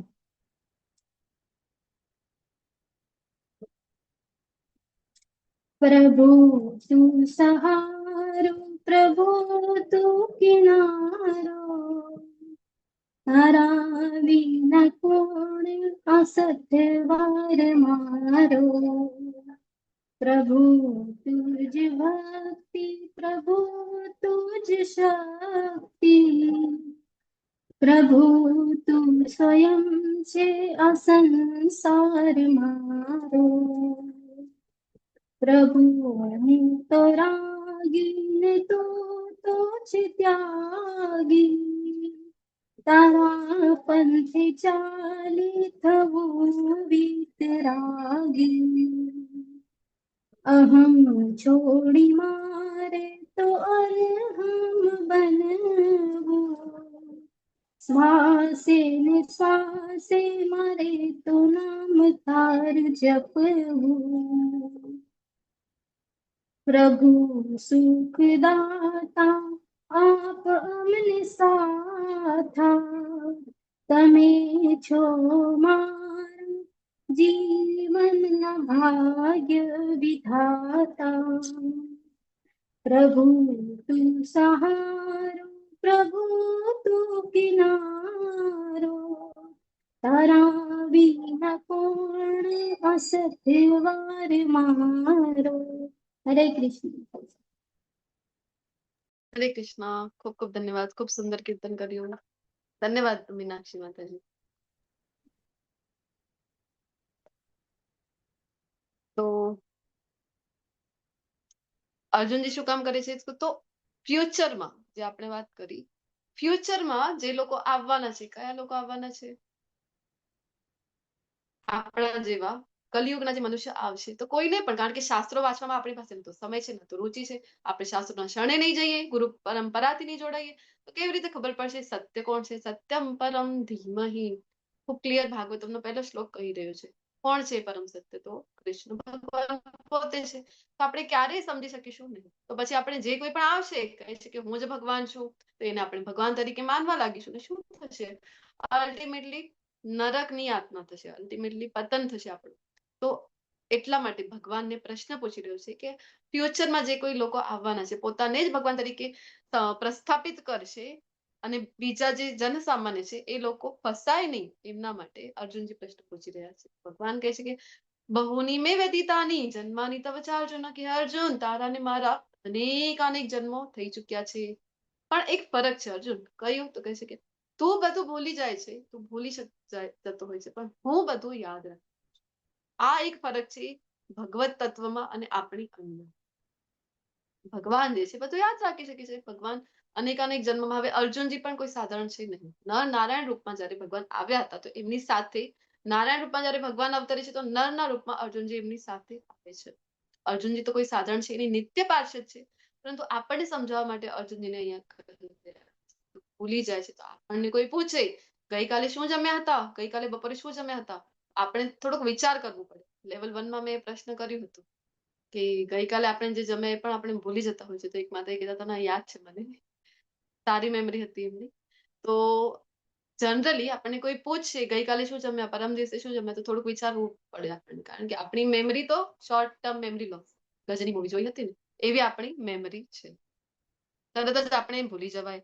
અરે જમવાનું છોડી દો, આપણે કોઈક વસ્તુ રાખીએ તો એ ભૂલી જવાય છે. જે કોઈ ચશ્મા પહેરતા હશે એમને તો ખાસ અનુભવ હશે કે ક્યાં ચશ્મા મૂકી દીધા, શોધતા હોય છે દિવસભર. ચાવી ક્યાં મૂકી દીધી, શોધતા હોય છે. શું કામ? મેમરી જો સારી હોય તો શોધવું ના પડે ને, તરત યાદ રહે. આપણી મેમરી કેવી છે કે થોડાક સમય પહેલાનું પણ આપણે તો ભૂલી જવાય છે, પણ ભગવાન કહે છે હું યાદ રાખી શકું છું. તો અજો અપી મેં અજો અપી સન્નપ્યાત્મા, ભગવાન કેવા છે? તો અજો અપી, અજન્મા. વારંવાર ભગવાન છે ભગવદ ગીતામાં કહી રહ્યા છે કે મારું કોઈ જન્મ થતું નથી. ભગવાન અવતાર પણ છે ને અવતારી પણ છે. ભગવાનથી જ બધા અવતારો આવે છે ને. ભાગવતમમાં તો પ્રથમ સ્કંદ અને ત્રીજો અધ્યાય છે કે કૃષ્ણ બધા અવતારોના અવતારી. તો કૃષ્ણ અવતારી પણ છે ને અવતાર પણ છે. તો એક સીડી હોય છે, સીડીનું કાર્ય તમને બધાને ખ્યાલ છે ને. સીડીથી ચડીને તમે ઉપર પહોંચી શકો છો, પણ આપણે કેવા છે, આપણા જેવા પતિત જીવો સીડી ચડીને ઉપર ના પહોંચી શકીએ. તો પછી ભગવાન શું કરે છે? ભગવાન એટલા કૃપાલુ છે ને કે એ જ સીડીનું બે કામ છે ને, એક ચડવાનું ઉતરવાનું, તો ભગવાન ત્યાંથી નીચે અવતરિત થાય છે, એટલે અવતાર કહે છે. આપણા માટે નીચે ઉતરીને આવે છે. જેવા લોકો જે સંબંધ ભૂલાઈ ગયા છે ભગવાન સાથે, એ ફરીથી આપણે યાદ કરી, ભગવાનની લીલાઓ જે છે એની સાથે પોતાને આપણે જોડીએ, ભગવાન સાથે સંબંધ જોડીએ અને એ લીલાઓ સ્મરણ કરતા કરતા સાંભળતા આપણે પણ ભગવદ્ધામ પાછા જઈએ. ભગવાન નથી ઈચ્છતા કે અહીંયા આપણે આ કાદવ કીચડ જેવા આ યુગમાં આપણે રહીએ. પૃથ્વીલોક મૃત્યુલોક કહેવાય છે. આ મૃત્યુલોકમાં આપણે રહીએ. એના માટે આટલું બધું જ્ઞાન ભગવદ્ ગીતાનું આપી રહ્યા છે. તો કહે છે કે મારો જે દિવ્ય છે કદી પણ દેહ પામતો નથી, તથા હું સર્વ જીવોનો સ્વામી છું, છતાં હું દરેક યુગમાં મારા દિવ્ય મૂળ રૂપમાં પ્રકટ થાઉં છું. સંભવામી આત્મ માયયા. કૃષ્ણ કેવા છે? તો પ્રકૃતિ સ્વામ અધિષ્ઠાય. પ્રકૃતિ જે છે ને એ મારા કંટ્રોલમાં છે, મારા વશમાં છે. હું પ્રકૃતિના વશમાં નથી. ઘણા લોકોને થાય ને કે જો કૃષ્ણ અહીંયા આવ્યા તો કૃષ્ણ પણ માયામાં ફસાઈ ગયા. ઘણા લોકો તો દુઃખ કરે છે કે ઓહો કૃષ્ણને તો જોવો તો ખરા, કેટલું બધું કષ્ટ. નાના હતા, અરે જન્મ જ જેલમાં થયું. મામા મળ્યો તો કેવો, જન્મ એક જગ્યા થયું, જવું પડ્યું બીજાને ઘેર. જન્મ એક આપી રહ્યો છે, પાલન પોષણ બીજું કરી રહ્યું છે, ને મામાએ મળ્યા તો કેવા, કંસ જેવા. ઓહો કેટલું દુઃખ છે કૃષ્ણના જીવનમાં. જુઓ તો ખરા. પછી ખાવાનું નહોતું મળતું, ચોરી કરીને ખાતા હતા. અચ્છા. પછી કહે છે તો પ્રેમ થયો રાધા રાણીથી, પ્રેમ એકથી થઈ રહ્યું છે, લગ્ન બીજાથી થઈ રહ્યા છે. જુઓ તો ખરા કેટલા કષ્ટ છે જીવનમાં. એવું કહેતા હોય છે. શું કામ? તો કહે છે કે ભગવાન આવે માયામાં ફસાઈ જાય છે. આવું હોય છે. ભગવાન કહી રહ્યા છે સંભવામી આત્મમાયા. ભગવાન પસંદ કરી શકે છે કે કોણ માતા પિતા હશે, કોની ત્યાં જન્મવું છે. તો બધું ભગવાન પોતે ચોઈસ કરી શકે છે. આપણે કરી શકતા નથી. આપણને તો ફોર્સફુલી માયાદેવી દ્વારા મોકલી દેવામાં આવે છે, ધક્કો મારીને મોકલી દેવામાં અહીંયા આવે છે, જે તે યોનિમાં, જે તે માતાના ગર્ભમાં મૂકવામાં આવે છે. ભગવાન અજન્મા છે. ઘણા લોકોને પ્રશ્ન થાય કે અજન્મા છે, જન્માષ્ટમી ઉજવવાનું કે નહીં? લેવલ 1 માં પણ આપણે કરતા હોઈએ. તો જન્માષ્ટમી અવશ્ય ઉજવવાનું. બધા જ વૈષ્ણવોનો ઇનફેક્ટ ફેવરેટ ફેસ્ટિવલ હોય છે જન્માષ્ટમી. અવશ્ય મનાવવું જોઈએ આપણે. એના દ્વારા આપણે ભગવાન સાથે જોડાઈ શકીએ છીએ. તો અજન્મા છે, ભગવાન અવતરિત થાય છે. અહીંયાની ઘટના જ આપણને બતાવી રહી છે. ભાગવતમ ખૂબ ક્લિયર કહે છે કે ભગવાન દેવકીજીને વસુદેવજીને જન્મ્યા એની પહેલા અહીંયા ચતુર્ભુજ સ્વરૂપમાં દર્શન આપે છે. ત્યારે વસુદેવજી એમને પ્રાર્થના કરે છે કે ના ભગવાન ચતુર્ભુજમાં નહીં, અમારે ત્યાં તો તમે બાળક સ્વરૂપમાં દિવ્ય સ્વરૂપમાં બાળક બનીને આવો. ને તરત ભગવાન બાળક સ્વરૂપમાં આવી રહ્યા છે. બધા જ વસ્ત્રો, બધા જ અલંકારો ભાગવતમાં વર્ણન છે. એના સહિત ભગવાન છે એ પ્રકટ થાય છે. ભગવાન પ્રકટ થાય છે. જન્મ આપણા જેવું જન્મ એમને લેવું પડતું નથી. અહીંયા ડિફરન્શિએશન બતાવવામાં આવેલું છે. ભગવાન કેવા છે? શાશ્વત છે અને બધું યાદ રાખી શકીએ છીએ, ભૂત ભવિષ્ય વર્તમાન. અને આપણે કેવા છીએ? શાશ્વત. આપણે પણ છીએ આત્મા સ્વરૂપમાં, પણ આપણે બધું ભૂલી જઈએ છીએ. અને કૃષ્ણના શરીર અને આત્મામાં કોઈ ફરક છે નહીં. આપણું શરીર અલગ છે, અહીંયા મૃત્યુ થઈ ગયું, શરીર અહીંયા ને અહીંયા રહી જાય છે, આત્માની આગળ ગતિ થાય છે. ને કૃષ્ણ પોતાની ઈચ્છા છે તો દેખાય છે. અને આપણે તો કર્મ દ્વારા દેખાવા માટે મજબૂર છીએ કે કેવા કર્મો કર્યા હતા, તો એ જે તે યોનિમાં જન્મ લેવું પડે છે. કૃષ્ણ ગુણાતીત છે, જ્યારે આપણે કેવા છે? ભૌતિક શરીર ધરાવીએ છે અને ગુણોને આધીન છે. તો આપણા અને કૃષ્ણ વચ્ચે ફરક છે. તો પ્રશ્ન થાય ને કે કૃષ્ણ ક્યારે ક્યારે આવે છે? તો ખૂબ પ્રસિદ્ધ મહાભારત બધા જોઈ છે ને, બીજા ચોપડા. યદા યદા હિ ધર્મસ્ય ગ્લાનિર્ભવતિ ભારત અભ્યુત્થાનમ અધર્મસ્ય તદાત્માનમ સૃજામ્યહમ. તો હે ભરતવંશી, ક્યારે આવે છે? તો જ્યાં ને જ્યારે ધર્મનું પતન થાય છે ને અધર્મનું ભારે વર્ચસ્વ જામે છે, ત્યારે હું સ્વયં અવતરું છું. કઈ ઘટના છે? લેવલ 1 માં પણ આપણે ચર્ચા કરતા હોય છે. પિક્ચરમાં જોવા મળી રહી છે ને આપણને. કંસ છે જયારે એમની સિસ્ટર દેવકી અને વાસુદેવને મેરેજ થઈને જાય છે ત્યારે આકાશવાણી થાય છે, એ ઘટના છે. અને આકાશવાણીમાં એમના ફ્યુચરનું પ્રેડિક્શન થાય છે કે દેવકીજીનો જે 8મો પુત્ર છે એ કંસનો વધ કરશે. તો ત્યારે પછી કંસ જે રથમાં દેવકી અને વાસુદેવને લઈ જાય છે, અહીંયા એને પછી દેવકીને મારવા દોડે છે. તો આ ઈ દ્રશ્ય છે. હરે કૃષ્ણ માતાજી. હરે કૃષ્ણ. ધારા માતાજી. તો એટલો તો વાલ હતો બેન પ્રત્યે, જો એક ક્ષણમાં કેવી રીતે બદલાઈ જાય. તો મનુષ્યની ટેન્ડન્સી એવી છે. એટલે આપણે કીધું ને કે બેસ્ટ ફ્રેન્ડ તો આપણા કૃષ્ણ જ બની શકે. અહીંયા આપણને લાગે છે કે આ મારા છે, પરંતુ એ ક્યારે આપણા બની ના શકે. એક ક્ષણ પહેલા એટલો તો ભાલ છે બેન પ્રત્યે કે પોતે સારથી બનીને, પોતે ડ્રાઈવર બનીને એને એના જયારે લગ્ન થાય છે દેવકીજીના વાસુદેવજી સાથે, તો બંનેને લઈને એમને વોરાવવા માટે કહીને આપણે તો પોતે રથ હાંકીને જઈ રહ્યો છે. પરંતુ જેવી આકાશવાણી થઈ કે એ મૂર્ખ, એ કંસ, જે બેનને તું આટલા પ્રેમથી લઈ જઈ રહ્યો છે, તને ખબર છે એનું જ 8મું સંતાન છે, તારું કાળ બનીને આવવાનું છે.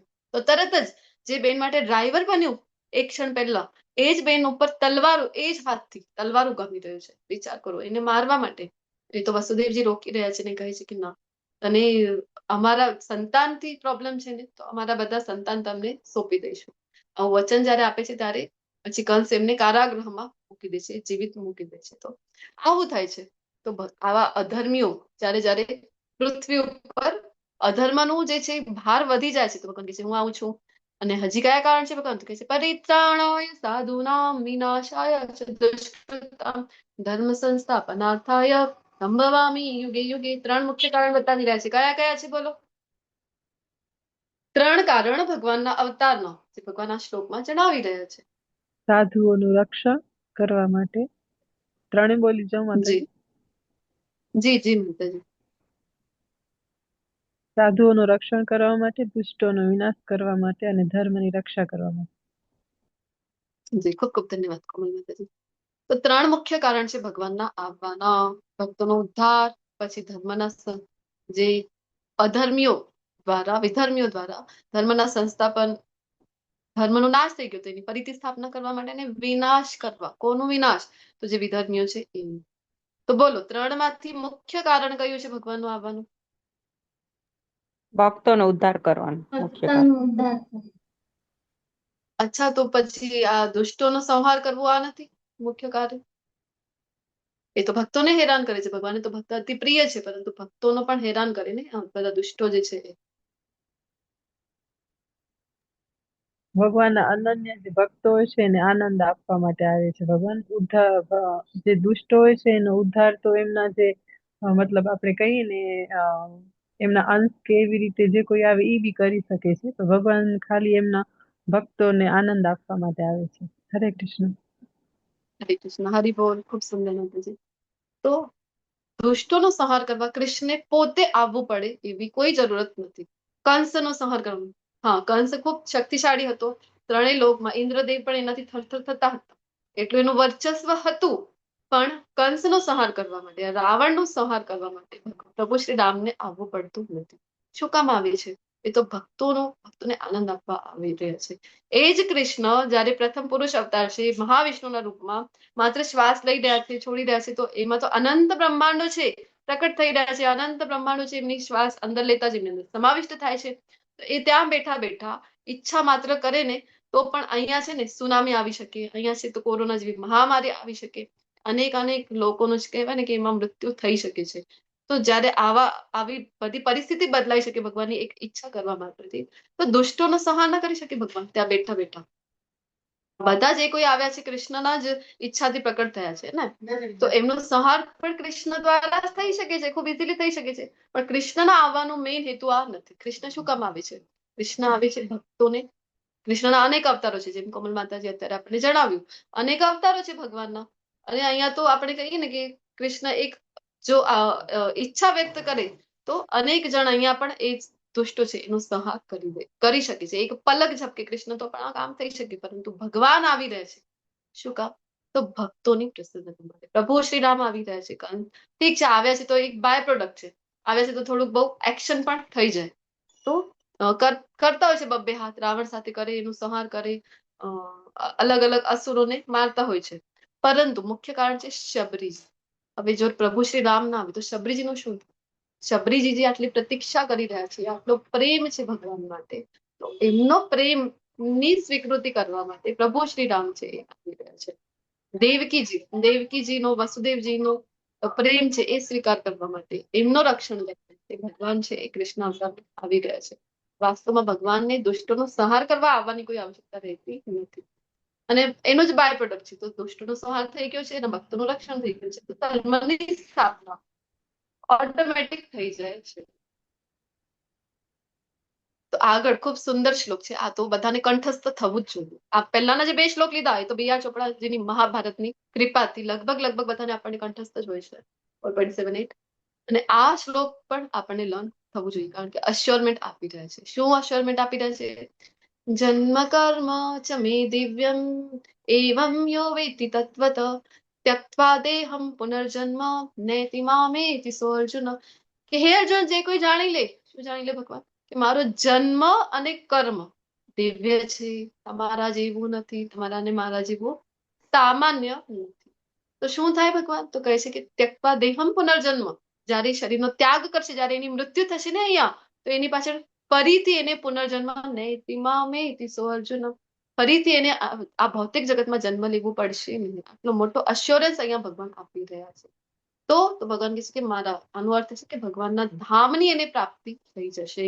જો જાણી જઈએ માત્ર કે ભગવાનનો જન્મ અને કર્મ જોઈએ છે, જો જાણી જઈશું આપણે કે ભગવાન પ્રકટ થાય છે, ભગવાન અવતાર પણ છે, અવતારી પણ છે, તો શું થશે? જયારે આ જાણીશું તો આપણે પોતાને ભગવાનની ભક્તિમાં સેવામાં લગાવીશું. અલ્ટિમેટલી ભક્તિ કરતા કરતા ભગવાન કહે છે તમે દેહ ત્યાગ કરશો, તમને તો મારા ધામની પ્રાપ્તિ થશે. ફરીથી અહીંયા ભૌતિક જગતમાં હેરાન થવા માટે આવવું પડશે નહીં. તો આસક્તિ, ભય તથા ક્રોધથી જે આપણે વાત કરી રહ્યા હતા, એ ભગવાનનો જન્મ અને કર્મ દિવ્ય છે. તો ઘણા લોકોને થાય ને કે જન્મ છે, ભગવાન પર જન્મ લઈ રહ્યા છે તો આપણા જેવા થઈ ગયા? નહીં. એક ઉદાહરણ હજી અહીંયા સમજી શકાય છે કે જેલ છે, તિહાડ જેલ જેવી કોઈ જેલ છે, જેલમાં જો પ્રધાનમંત્રી આવ્યા છે, કોઈ મંત્રી છે, પ્રધાનમંત્રી આવ્યા છે, તો એ સર્વે કરવા માટે આવ્યા છે વાસ્તવમાં કે શું હાલચાલ છે અહીંયા જે કેદીઓ છે, કારણ કે આખા દેશભરના સૌથી ખતરનાક કેદીઓ જ્યાં મૂકવામાં આવી રહ્યા છે, કઈ સુધારણા થઈ રહી છે કે નહીં, તો બધું ચેક કરવા આવે છે. હવે જો કોઈ એ સિવિલ ડ્રેસમાં હોય ને, પ્રધાનમંત્રી આવી રહ્યા છે, તો કોઈ ઓળખતું ના હોય કે પ્રધાનમંત્રી છે આ, તો શું કે છે? જોયું, આવી ગયો, અરે આપણે પણ 420 છે ને આપણે 420 છે, અમે કોઈનો મર્ડર કરીને અહીંયા આવ્યા છે ને જો આપણે આવી ગયું, અરે આપણા જેવો જ છે, ચલો આપણા રૂમમાં હશે કે બાજુના રૂમમાં હશે, જોઈએ આપણે. તો એવું જો માને તો એ વ્યક્તિની મૂર્ખાઈ કહેવાય છે. અરે એ તો પ્રધાનમંત્રી છે, એ પણ આવ્યા છે જેલમાં, પણ ચેક કરવા આવ્યા છે, કોઈ સુધરે એવું છે? જેલરને પૂછશે કોઈ સુધરે એવા છે ખરા? તો જેલર કહેશે કે હા, આ 2-3 જણ છે ને આ સુધરવાનો પ્રયત્ન કરી રહ્યા છે, સારા માર્ગે જવાનો પ્રયત્ન કરી રહ્યા છે. પછી પ્રધાનમંત્રી કહે છે સજા કેટલી છે? તો એ જેલર કહેશે કે સજા તો ઉમર કેદ, એવી તો એની સજા છે. પછી શું કે છે આ પ્રધાનમંત્રી? અચ્છા, સુધરવાનો પ્રયત્ન કરે છે ને, એક કામ કરો, 3-4 વર્ષની સજામાં મુક્તિ આપી દો. ઉમર કેદ હતી, આખા લાઈફ ટાઈમ માટે કેદી હતા, પરંતુ સુધરી રહ્યા છે તો જલ્દી મુક્તિ કરાવતી હતી. સેમ વે ભગવાન અહીંયા આવે છે, અહીંયા ભૂલોક ઉપર આપણા ઉપર કૃપા કરવા માટે. ભગવાન પૂછે માયાદેવીને કોઈ સુધરે એવા છે ખરા? માયાદેવી કહે કે હા છે, અમુક લોકો ભગવદ્ ગીતાના ક્લાસમાં રેગ્યુલર આવી રહ્યા છે, તમને તત્વત જાણવાનો પ્રયત્ન કરી રહ્યા છે, અરે ભક્તિમાં સેવાય કરી રહ્યા છે ગુરુ કૃપાથી. પછી ભગવાન શું કે છે? કેટલી સજા બાકી છે, કેટલા જન્મ બાકી છે? માયાદેવી કહે છે કે કરોડો જન્મ બાકી છે હજી તો. ભગવાન શું કહે છે? એક કામ કરો, થોડોક એમને આપણે ડિસ્કાઉન્ટ આપી દઈએ. ચલો, સુધરી રહ્યા છે ને, મને જાણવાનો પ્રયત્ન કરી રહ્યા છે ને, અરે ભક્તિમાં સેવા કરી રહ્યા છે, ચલો ડિસ્કાઉન્ટ. કયું ડિસ્કાઉન્ટ આપી ભગવાન? તો ભગવાન કહે છે ચલો આ જન્મની પાછળ જ એમને મુક્તિ આપી. તો એટલા માટે ભગવાન અહીંયા આવે છે, આપણા ઉપર અહેતુકી કૃપા છે ભગવાન. તો ઇતિહાસમાં કોઈ સમર્થ થયું છે ભગવાનને જાણવા માટે? અને થયું છે તો પછી શું એનું કઈ ઉદ્ધાર થયું છે કે નહીં? કહી તો રહ્યા છો તમે કે ભગવાનના ધામની પ્રાપ્તિ થાય એવું કોઈ છે ખરું? ભગવાન કહે છે કે હા, આસક્તિ ભય તથા ક્રોધ. આસક્તિ કઈ? વર્તમાન પ્રેઝન્ટ ટેન્સમાં ખૂબ આસક્તિ છે આપણને ને. ભય કયું છે? ભય સદા આપણને ભય ફ્યુચર નો રહે છે, શું થશે, આ થશે કે નહીં, અરે મારા બાળકની એડમિશન થશે કે નહીં, મારે ત્યાં જવાનું હતું, સમય પર પહોંચી શકીશ કે નહીં. તો ભય સતત આપણને ભવિષ્યને લઈને રહી છે. પછી ક્રોધ આપણને ભૂતકાળથી લગીને રહે છે. શું કામ? કારણ કે જે કંઈ થઈ ગયું એના ઉપર આપણને શું છે? સતત એના ઉપર આપણને છે કે પશ્ચાતાપ, રિગ્રેટ. અરે આવું શું કામ થયું, અરે આવું ના થયું હોત તો આપણે સતત એના ઉપર ક્રોધ કરતા હોય છે, જે ભૂતકાળની ઘટના થઈ છે એ. તો અહીંયા 3 ટેન્સની વાત થઈ રહી છે. કઈ? તો present tense, future tense, past tense. બધામાં શું છે? ટેન્સ. આ ટેન્સના કારણે આપણે બધા પણ આવી જઈએ છીએ ટેન્શનમાં આવી જઈએ. શું કામ? કારણ કે આપણે ભગવાનના શરણે નથી. જયારે ભગવાનની શરણે જઈશું ને, આ ટેન્શનમાં નહીં પરંતુ અટેન્શનમાં રહીશું. કારણ કે ગુરુના શરણે છીએ, આપણે ભગવાનના શરણે છીએ, તત્વ જાણવાનો પ્રયત્ન કરી રહ્યા છે, તો પછી આપણે અટેન્શનમાં રહીશું. ટેન્શનમાં રહીશું તો સતત આપણે પ્રસન્ન રહીશું. ભગવાન આગળ જણાવી રહ્યા છે કે આવા અટેન્શનમાં કોઈ રહ્યો છે ખરો? ભગવાન કહે છે હા, મારા શરણમાં આવ્યા છે અનેક ભક્તો, અને અનેક મનુષ્યો ભૂતકાળમાં મારા વિશેના આ જ્ઞાનથી પવિત્ર થયા છે. અહીંયા બધા જ ભગવાનના મહાન ભક્તોના ઉદાહરણો આપેલા છે.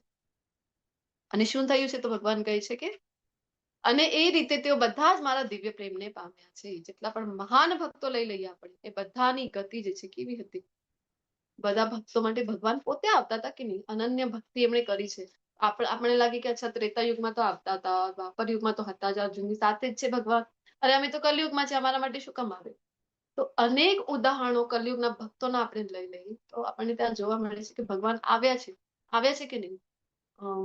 જનાબાઈનું ઉદાહરણ લઈએ આપણે, મહારાષ્ટ્રમાં છું હું, તો જનાબાઈના હાથનું ભોજન ખાવા માટે ભગવાન અડધી રાત્રિએ દોડ મૂકીને વિઠ્ઠલનાથ મંદિર જે છે પંઢરપુરનું, ત્યાંથી જઈને જનાબાઈના ઘેર જતા હતા કે નહીં. અરે લક્ષ્મીજીને પોતાને થાય છે, લક્ષ્મીજી પણ કહે છે રોજ ક્યાં જાઓ છો, મને પણ ચાલવું છે, ચલો મને લઈ ચલો. અને લક્ષ્મીને કહે છે તું આવજે સાથે, પણ તારે દૂર ઉભો રહેવાનું, તારે નહીં આવવાનું. તો કહે છે શું કામ? કહે છે ના અમારી ભક્ત છે, તને જોઈને પછી મને અત્યારે પ્રેમ ભક્તિ કરી છે, મને એક વ્યક્તિ માનીને કરે છે, હવે તું સાથે હોઈશ તો પછી ઐશ્વર્ય ભાવમાં આવી જશે, તો તું દૂર ઉભી રહેજે. અને લક્ષ્મી દૂર ઉભા રહે છે અને જોઈ રહ્યા છે. તો ભગવાન એ જે બનાવી રહ્યા છે રોટલા શાક સરસ મજાનું, અને ભગવાન એના હાથેથી જમી રહ્યા છે. અહીંયા લક્ષ્મીજીના આંખમાં આંસુ આવી જાય છે કે આવું તો કેવું ભાગ્ય છે જનાબાઈનું, આવું ભાગ્ય તો મને નથી મળ્યું, આવું સદભાગ્ય કે મારા હાથેથી ભોજન કરાવવું, આવું ભાગ્ય છે જનાબાઈનું. તો ભક્તો માટે આ તો અત્યારની ઘટના છે ને, કળયુગની. મીરાબાઈને લઈ લઈએ તો થયું છે કે નહીં, ભગવાનના ધામની પ્રાપ્તિ થઈ છે કે નહીં. સદેહે આપણે પ્રસંગ તમે બધા સાંભળ્યું હશે કે મીરાબાઈનો ક્યારે પણ દેહ મળ્યું નહીં. દ્વારિકાધીશ મંદિરમાં જયારે ગયા પ્રવેશ્યા તો માત્ર એમની ચૂંદડી છે એ પંડિતજીને ત્યાં મળી ભગવાનના વક્ષસ્થળ ઉપરથી. તો સદેહે સમાવિષ્ટ થઈ ગયા દ્વારિકાધીશ. ક્યારે સંભવ છે? બધા મહાન ભક્તોને આપણે લઈએ તો ભક્તિ જયારે કરી છે ને તો ભગવાન કહે છે હા મારી ભક્તિ કરીને મારા ધામની પ્રાપ્તિ અવશ્ય થાય છે.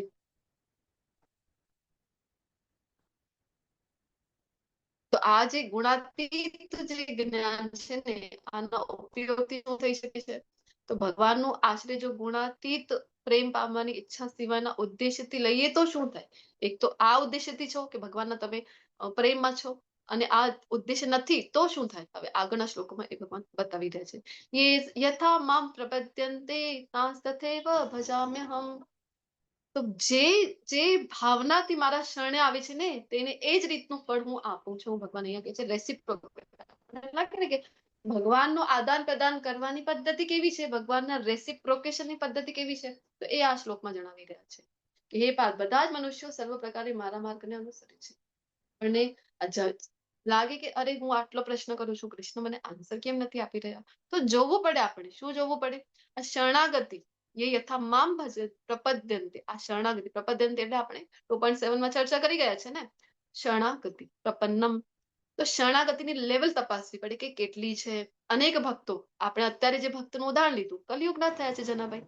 નામદેવજી છે, અહીંયા તુકારામ, સંત તુકારામજી છે, કેટલા બધા ભક્તો જે છે કલયુગના જ. મીરાબાઈ છે, નરસિંહ મહેતા છે, આ બધા ભક્તો ધન્ના જાટ કરીને ભક્ત થઈ ગયા છે ભગવાનમાં. આ બધા ભક્તો કલિયુગના છે ને, એમના માટે સાક્ષાત ભગવાન આવતા હતા કે નહીં?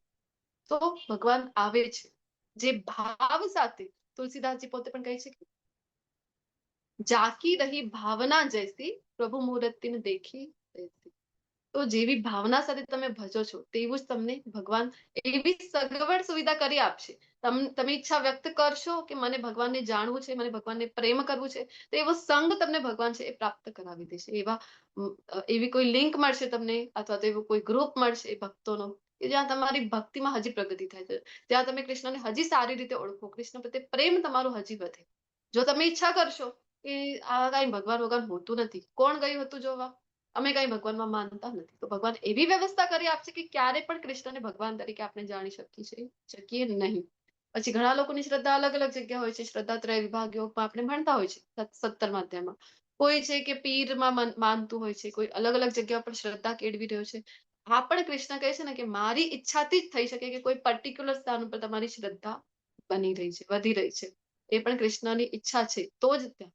એ ક્યારે થઈ રહી છે? તમે ઈચ્છા કરીને કે તમારી કૃષ્ણ નથી માનવું ભગવાનના સ્થળે, તો કૃષ્ણ એવા સ્થાને તમારી જ્યાં ઈચ્છા છે ત્યાં એની શ્રદ્ધાને તમારી ત્યાં એવી જગ્યાએ સ્થિર કરી દેશે કે ક્યારે તમે જાણી નહીં શકો કે કૃષ્ણ છે એ જ પૂર્ણ પુરુષોત્તમ પરમેશ્વર છે. આ શ્લોકમાં જે ભગવાન એશ્યોરન્સ આપે છે, શું એશ્યોરન્સ? ये यथा माम प्रपद्यन्ते ત્યાં તથૈવ ભજામ્યહમ. જે ભાવથી મને ભજશે એવું જ હું ફળ આપીશ. અનેક ઉદાહરણો અહીંયા પિક્ચરમાં જોવા મળી રહ્યા છે. ગાય છે એ ભગવાનને ખૂબ વાલ કરી રહી છે, તો ભગવાન પણ એટલો જ પ્રેમ એ ગાયને આપી રહ્યા છે. પછી ભગવાનના મિત્ર છે જે ભગવાનને આપણે જોઈ રહ્યા છે, ચરણ સેવા કરી રહ્યા છે. તો પછી બીજા પિક્ચરમાં જોઈ રહ્યા છે કે કૃષ્ણ પોતે એના જે ચરણ છે એ ચાંપી રહ્યા છે. તો કૃષ્ણ કહી તો રહ્યા છે કે જેટલું મને પ્રેમ કરો એટલો હું કરું, પણ આ વાત પણ ખોટી છે. કૃષ્ણ વાસ્તવમાં જેટલું પ્રેમ આપણે કરીએ ને એના કરતા અનેક અનેક અનેક ગણું વધારે પ્રેમ કૃષ્ણ આપણને કરે છે. આપણને લાગે છે કે આપણે કૃષ્ણને પ્રેમ કરીએ છીએ, અરે કાંઈ જ નથી કરતા. કૃષ્ણ એટલા કૃપાલુ છે ને કે એ સતત આપણે આપણું ધ્યાન રાખે છે, સંભાળ રાખે છે. અનેક એવી અનુભૂતિ અત્યાર સુધીમાં તમને પણ આવી ગઈ હશે કે જ્યાં ખબર પડે છે કે ના, કૃષ્ણ મને પ્રેમ કરે છે. તો એ રેસિપ્રોકેશન કૃષ્ણ આપણી સાથે કરે છે કોઈ ને કોઈ માર્ગથી. હવે આપણે જે સ્થિતિમાં છીએ, જે યુગમાં છીએ, તો એવું નથી કે કૃષ્ણ હવે મુરલીધર બનીને દ્વિભુજ રૂપમાં આપણી સમક્ષ આમ વનમાળા છે એ ધારણ કરીને આપણી સમક્ષ આવીને ઉભા રહે તો જ આપણે કહીએ કે કૃષ્ણ મારા માટે આવ્યા. નહીં, અત્યારે ભગવાન એવી કોઈ પ્રેરણા આપણને મનમાં થાય, અથવા તો મેં જેમ કીધું કે આવા કોઈ વ્યક્તિ આપણને મળે, અથવા તો એ જ વિષય કોઈ વ્યક્તિ આવીને પર્ટિક્યુલરલી કરે છે, આપણા મનમાં ચાલી રહી છે, આવી નાની નાની અનુભૂતિઓ છે કે જેના દ્વારા આપણને ખબર પડશે કે ના, કૃષ્ણ પણ મારી સાથે રેસિપ્રોકેશન કરી રહ્યા છે. જે પણ ભગવાનનો શ્રૃંગાર કરતા હશે એમને પણ એવી અનુભૂતિ આવતી હશે કે ભગવાનને પ્રેરણા થાય ને આપણને મનમાં કે આ વસ્ત્ર નથી પહેરવા ભગવાનને, અથવા તો આ મુકુટ ભગવાનને નથી પહેરવું આજે. એ આપણને ક્યારે ખબર પડે કે ભગવાનને આ ખાવાની ઈચ્છા થઈ રહી છે જ્યારે આપણે ભોગ ધરાવીએ. તો આ પ્રેરણાથી આપણને ખબર પડે છે કે કૃષ્ણ પણ આપણી સાથે રેસિપ્રોકેશન કરી રહ્યા છે. તો કૃષ્ણનો પ્રેમ વાસ્તવમાં વધારે છે. કૃષ્ણનું કેવું છે, તું ચલે પગ એક, મેં ચલું પગ 60. માત્ર પહેલો પગથિયો છે ને એ આપણે ઉપાડવાની આવશ્યકતા છે. તો કૃષ્ણ તો દોડીને આપણી સમક્ષ આવવા માટે તૈયાર છે. તો આ જગતમાં મનુષ્ય સકામ છે અને તેથી તેઓ દેવોને પૂજે છે. નિસંદેહ આ જગતમાં મનુષ્યને સકામ કર્મના ફળ જલ્દી પ્રાપ્ત થાય છે. તો વિષય અહીંયા થોડુંક આપણું પરિવર્તન થઈ રહ્યું છે. તો અહીંયા હવે ભગવાન જે છે આપણને દેવી દેવતાની જે પૂજા છે એના વિશે જણાવી રહ્યા છે કે શું કામ હવે આટલું બધું જ્ઞાન આપી રહ્યા છે ને. આપણે વાત કરીએ ને કે ભગવાનની પૂજા કરવી જોઈએ, ભગવાન જ પણ પરમેશ્વર છે, પરંતુ ઘણી વખત થાય છે ને કે દેવી દેવતાની પૂજા કરતા હોય છે લોકો. શું કામ કરે છે, તો જલ્દી સકામ કર્મની ઈચ્છા છે ને ફળ મને મળી જાય, અરે મારું આ કામ સિદ્ધ થઈ જાય, મારું આ કામ સિદ્ધ થઈ જાય, તો તરત આપણને ફળ જોઈએ છે, ઇન્સ્ટન્ટ આપણે કહીને. તો એટલા માટે દેવી દેવતાની પૂજા થાય છે. પ્રથમ પૂજ્ય ગણેશજી છે એટલા માટે ગણેશજીને ભજવામાં આવી રહ્યું છે.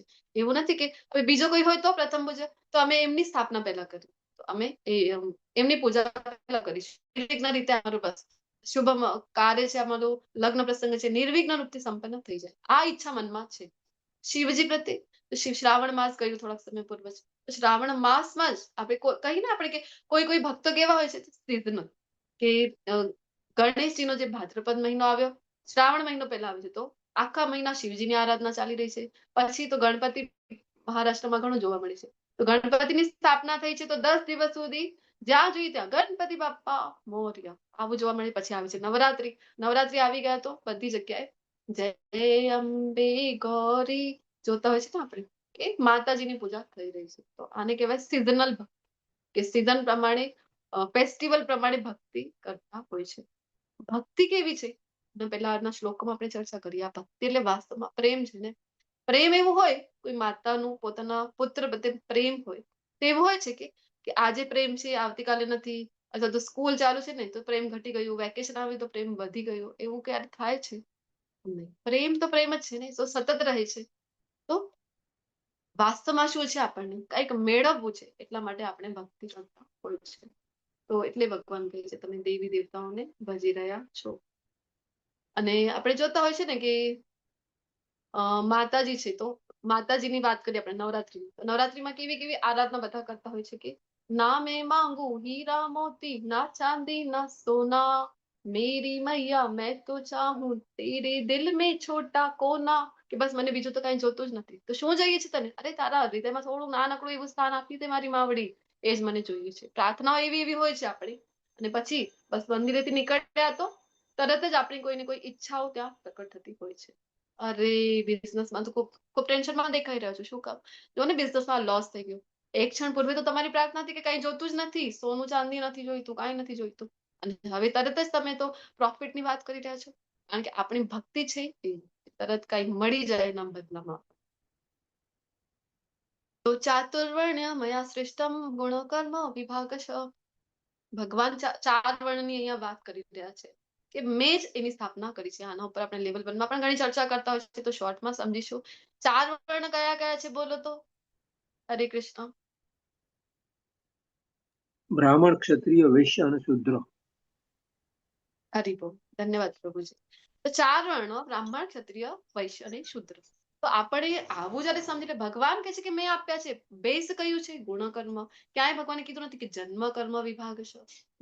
જન્મ બેઝ છે જ નહીં. અહીંયા બેઝ ડોક્ટરના ઘરે દીકરો જન્મે તો આપણે એવું નથી કેતા ને, અરે જો ડોક્ટર છે આ તો ડોક્ટર છે, એવું કહીએ છીએ નહીં. મોટું થાય, અમુક કોલેજમાંથી ભણીને, અમુક એક્ઝામ ક્રેક કરીને, ઓથેન્ટિક પ્રમાણપત્ર એને મળી જાય, ડિગ્રી મળી જાય, ત્યારે આપણે કહીએ ને કે ડોક્ટર બની ગયો. હવે સેમ વે બ્રાહ્મણના ઘરે જન્મ માત્રથી બ્રાહ્મણ નથી કહેવાતા. ક્યાંય નથી કીધેલું કે જન્મ, કીધેલું છે કે ગુણ કર્મ. ગુણ કેવા છે? ગુણ ક્યાં ખબર પડે? 18મા અધ્યાયમાં ભગવદ ગીતાના ગુણો આપેલા છે. કોના કોના ગુણો આપેલા છે? બ્રાહ્મણ અને ક્ષત્રિય. જ્યારે વૈશ્ય અને શૂદ્રના માત્ર કર્મ જ આપેલા છે. તો આ બેઝ છે, બે વસ્તુ, ગુણ અને કર્મ. એ બધા જ વ્યક્તિઓનું મેં કીધું ને, જેમ આપણે ચર્ચા કરી રહ્યા છે 2-3 દિવસ, સાયકોફિઝિકલ એક નેચર હોય છે, જે નેચર મુજબ જ એ વ્યક્તિ છે કાર્ય કરતું હોય છે. એવું નહીં બ્રાહ્મણ, ઘણી વખત જોઈએ ને કે બ્રાહ્મણના કુળમાં છીએ પણ કાર્ય એવા છે, એની પ્રવૃત્તિ એવી છે, બિઝનેસ માઇન્ડસેટ છે, તો બિઝનેસ કરતા હોય છે. અત્યારે પણ આપણે જોતા હોય. સેમ વે આ ઇમ્પોર્ટન્ટ છે. આપણે પણ બાળકોને જયારે કરિયર માટે પ્રોત્સાહિત કરી રહ્યા છે તો જોવું જોઈએ કે એનો સાયકોફિઝિકલ નેચર કયું છે, એની ક્યાં રુચિ છે, એ જોઈને એને કરિયર સિલેક્ટ કરાવવું જોઈએ.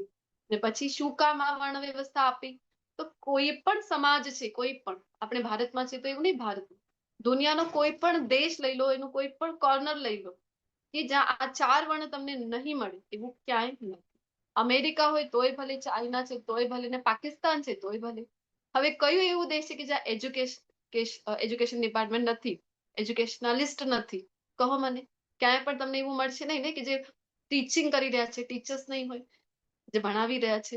તો એવું કોઈ પણ દેશ છે નહીં. તો જે જ્ઞાન આપી રહ્યા છે એ છે બ્રાહ્મણ. વાસ્તવમાં જે સમાજને માર્ગદર્શન આપવાનું કાર્ય કરે છે એ છે બ્રાહ્મણ. બીજું કહે છે ક્ષત્રિય. તો ક્ષત્રિય કોણ છે? હવે બ્રાહ્મણના ગુણ પણ છે અમુક. એ ગુણ આગળના અધ્યાયમાં, 18મા અધ્યાયમાં જે ભગવાન આપણને સમજાવે છે, આ ગુણ છે તમારી અંદર, બધામાં ટીક ટીક ટીક છે, તો તમે બ્રાહ્મણ કહેવાય. માત્ર બ્રાહ્મણના ઘરે જન્મ લેવાથી બ્રાહ્મણ કહેવાતા નથી. તો પછી દ્વિજ બંધુ તમે કહેવાઓ છો. ક્ષત્રિય અમુક ગુણ છે. ક્ષત્રિય કોને કહેવાય છે? શાસ્ત્રો કહે છે કે જે ક્ષતિથી રક્ષા કરે એ છે ક્ષત્રિય. તમારી મોટા મોટા આવા રાજપૂત અથવા તો ક્ષત્રિય, ગાડીની પાછળ આપણે તલવાર ઢાલ લગાવી દઈએ તો ક્ષત્રિય કહેવાય નહીં. કોઈ બેન દીકરી છે, એને કોઈ હેરાન કરી રહ્યું છે, ત્યાંથી આપણે ગાડી આમ ફટાફટ ભગાવીને લઈ જઈએ, એની સહાયતા માટે પણ ઉભા ન રહી શકીએ. અથવા તો દેશ ઉપર અત્યારે આપણે જોયું પાકિસ્તાન હુમલો કરતો હોય છે, તો દેશ ઉપર તમારામાં છે એટલું બળ, એટલું સાહસ કે તમે વિધર્મીઓ સમક્ષ લડી શકો, આર્મીમાં ભરતી થઈ શકો. આ સાહસ હોય. અત્યારે તો આપણે જોઈએ તો ક્ષત્રિયોના બાળકો છે, થોડુંક લોહીનો ટીપો પણ જોઈ લે તો ભયભીત થઈ જાય છે. તો તમે ક્ષત્રિય કહેવાઓ. ગુણ હોવા જોઈએ તમારી અંદર ક્ષત્રિયમાં. તો એવું કયું દેશ છે કે ક્ષત્રિય નથી, એડમિનિસ્ટ્રેટિવ વર્ગ નથી, જે શાસન કરે છે, રૂલ કરે છે, અથવા તો બધું મેનેજ કરે છે? કોઈ પણ એવું દેશ નથી. અથવા નેક્સ્ટ જે છે, કોઈ પણ દેશની વ્યવસ્થા લઈ લઈએ તો વૈશ્યો પર ડિપેન્ડ કરે છે. વ્યાપારિક જે વર્ગ છે, તો બિઝનેસ ક્લાસ, તો બધા જ દેશોમાં છે એને બિઝનેસ ક્લાસ.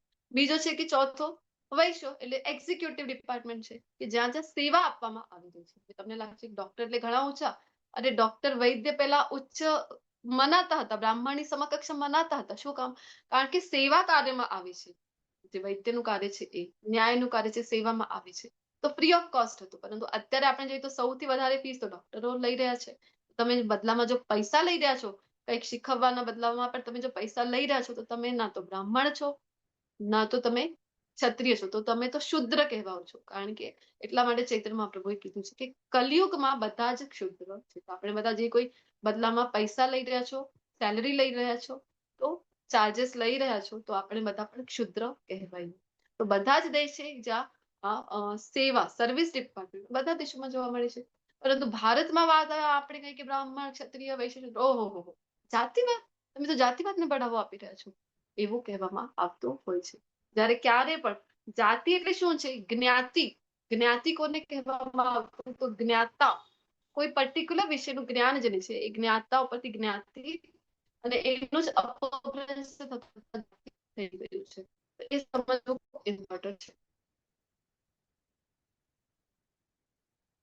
તો બ્રાહ્મણો માટે આશ્રમો, વર્ણ આશ્રમ. આશ્રમ કયા કયા છે? તો બ્રહ્મચર્ય, ગ્રહસ્થ આશ્રમ, વાનપ્રસ્થ અને સંન્યાસ આશ્રમ. તો બ્રાહ્મણો માટે 4 આશ્રમ આવે છે અકોર્ડિંગ ટુ એ જ સમજો કે 100 વર્ષ છે તો એને ડિવાઈડ કરવામાં આવે છે 25, 25, 25, 25. પછી ક્ષત્રિય માટે 3 આશ્રમ આવે છે કે બ્રહ્મચારી, ગૃહસ્થ અને વાનપ્રસ્થ. વૈશ્ય માટે આવી રહ્યા છે 2 આશ્રમ. કયા છે? તો બ્રહ્મચારી આશ્રમ અને ગૃહસ્થ આશ્રમ, 2 જ છે. અને શૂદ્ર માટે આવે છે ગૃહસ્થ આશ્રમ, માત્ર એક જ. બધા માટે બધા આશ્રમ છે નહીં, બધા વર્ણ માટે બધા આશ્રમ છે નહીં. અકોર્ડિંગ ટુ તમારો જે વર્ણમાં તમે ફોલો કરી રહ્યા છો, હવે એ પણ બાય નેચર છે, બાય જન્મ, બાય બર્થ છે નહીં. આપણે ઉદાહરણ લેતા હોય છે ને, ગઈકાલે પણ જે ઉદાહરણ લીધું, વિશ્વામિત્ર પહેલા કોણ હતા, પછી કોણ બન્યા?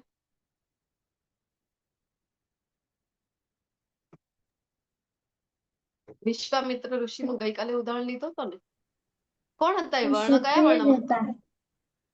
હા, અને પેલા પછી ક્ષત્રિય હતા, પછી બ્રાહ્મણ. જી હરિપુર.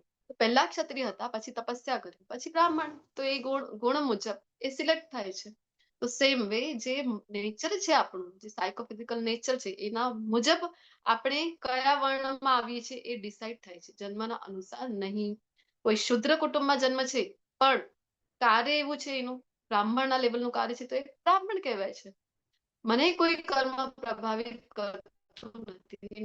અને હજી વધારે ઉદાહરણ જોઈએ તો શાસ્ત્રમાં તો અનેક જગ્યાએ મળે છે. ભગવાન કહે છે કે મેં આપ્યું છે.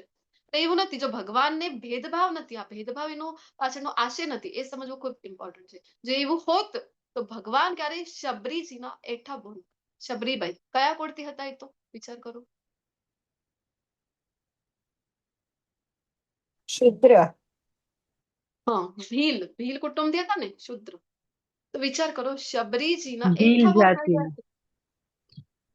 ભીલની આપણને કોઈ આપે કંઈક એઠું, તો આપણું તો મોઢું કેવું બગડી જાય, આપણે ના ખાઈ શકીએ. પરંતુ ભગવાન જે છે ભક્તિના વશ થઈ જાય છે ને, પ્રેમના વશ થઈ જાય છે, તો ભગવાન એના એઠા બોર પણ ખાઈ લે છે. તો શબરીબાઈનો જે પ્રેમ છે તો એ ત્યારે ભગવાન નથી જોઈ રહ્યા. આ ડિફરન્શિએટ કરવા માટે છે જ નહીં. સમાજ વ્યવસ્થા સારી રીતે ચાલી શકે એટલા માટે આ વર્ણ વ્યવસ્થા છે. ભગવાનના મનમાં ક્યાંય છે નહીં, તો ભગવાન ક્યારે શબરીજીના એઠા બોર ન કરે. કેવટનો ઉદ્ધાર ભગવાન ક્યારે પણ ન કરે. ભગવાન અનેક ઉદાહરણો શાસ્ત્રમાં મળે છે. તો ભગવાન કહી રહ્યા છે આ બધું આપણા માટે છે કે આપણે સામાજિક વ્યવસ્થા સારી રહે. તો ભગવાન માટે કોઈ કર્મ રહેતું નથી, કોઈ કર્મ પ્રભાવિત નથી કરતો, અથવા તો કોઈ કર્મના ફળની ઈચ્છા પણ ભગવાનને નથી. તો જે મનુષ્ય આ વાતને જાણી લે તો ફાયદો શું છે? એના પહેલા કીધું કે જો તમે જાણી લો શું ભગવાન કે જન્મ અને કર્મ મારું દિવ્ય છે, તો શું થાય છે? પુનર્જન્મ નથી થતો. અને જો તમે જાણી લો, શું જાણી લઈએ? ભગવાન કહે છે કે મને કોઈ કર્મ પ્રભાવિત ના કરે, અથવા તો કોઈ કર્મ ફળ ની પણ મને ન મે કર્મ ફલ સ્પૃહા, કોઈ આકાંક્ષા નથી, કોઈ ઈચ્છા નથી. તો શું ફાયદો છે? તો ભગવાન કહે છે કે તો કર્મનું બંધન તમને થશે નહીં. તમે કર્મના બંધનથી છૂટી જશો ત્યારે તમે જાણી જશો. એ જ ભગવાનના અહીંયા અનેક ઉદાહરણો આપેલા છે. ભગવાન માટે કોઈ કર્મ નથી ને, તો પણ ગ્વાલા બની રહ્યા છે, ગાયોને ચરાવી રહ્યા છે, એમની સાથે પ્રેમનું આદાન પ્રદાન કરી રહ્યા છે.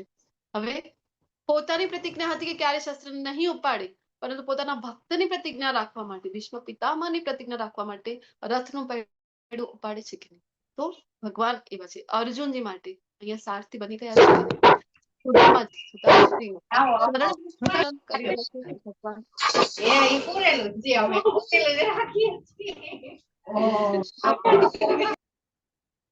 Kindly mute yourself. આમ જાણીને પૂર્વ આ શ્લોકની સાથે આજનું સેશન પૂર્ણ કરીએ આપણે. આમ જાણીને પૂર્વના મુમુક્ષુઓએ કર્મ કર્યા હતા અને તેથી તે મોક્ષને પામ્યા હતા. માટે પ્રાચીન કાળના પૂર્વજોની જેમ તું પણ દિવ્ય ભાવનામાં રહી સ્વધર્મ બચાવ. અનેક અહીંયા 12 મહાજનોના નામ આપેલા છે. ગઈકાલે આપણે ચર્ચા કરીને કે ભાગવતમમાં 12 મહાજનોનો ઉલ્લેખ આપણને મળે છે.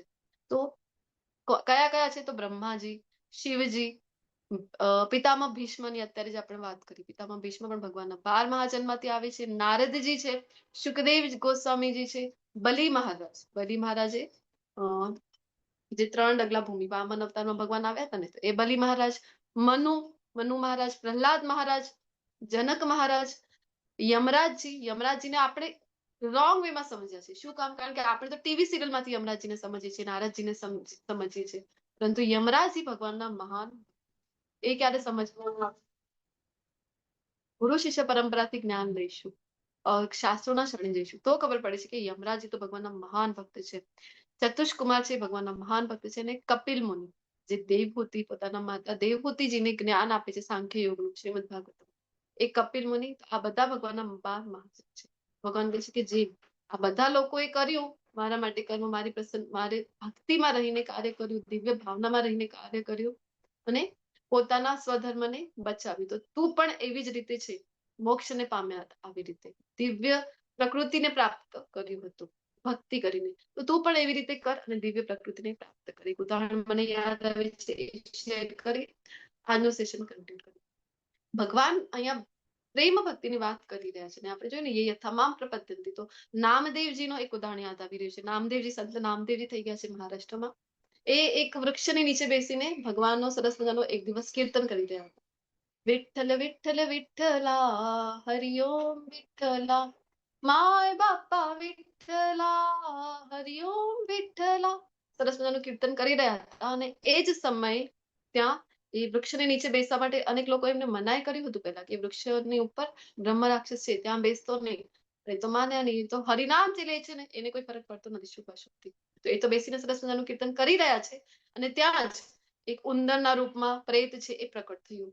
તો વિચલિત ના થયા આ જે છે નામદેવજી છે એ વિચલિત ના થયા. પછી થોડીક વાર એને પ્રયત્ન થયો કે અરે ડરી નથી રહ્યો, ચલો રૂપ બદલાવી લઉં.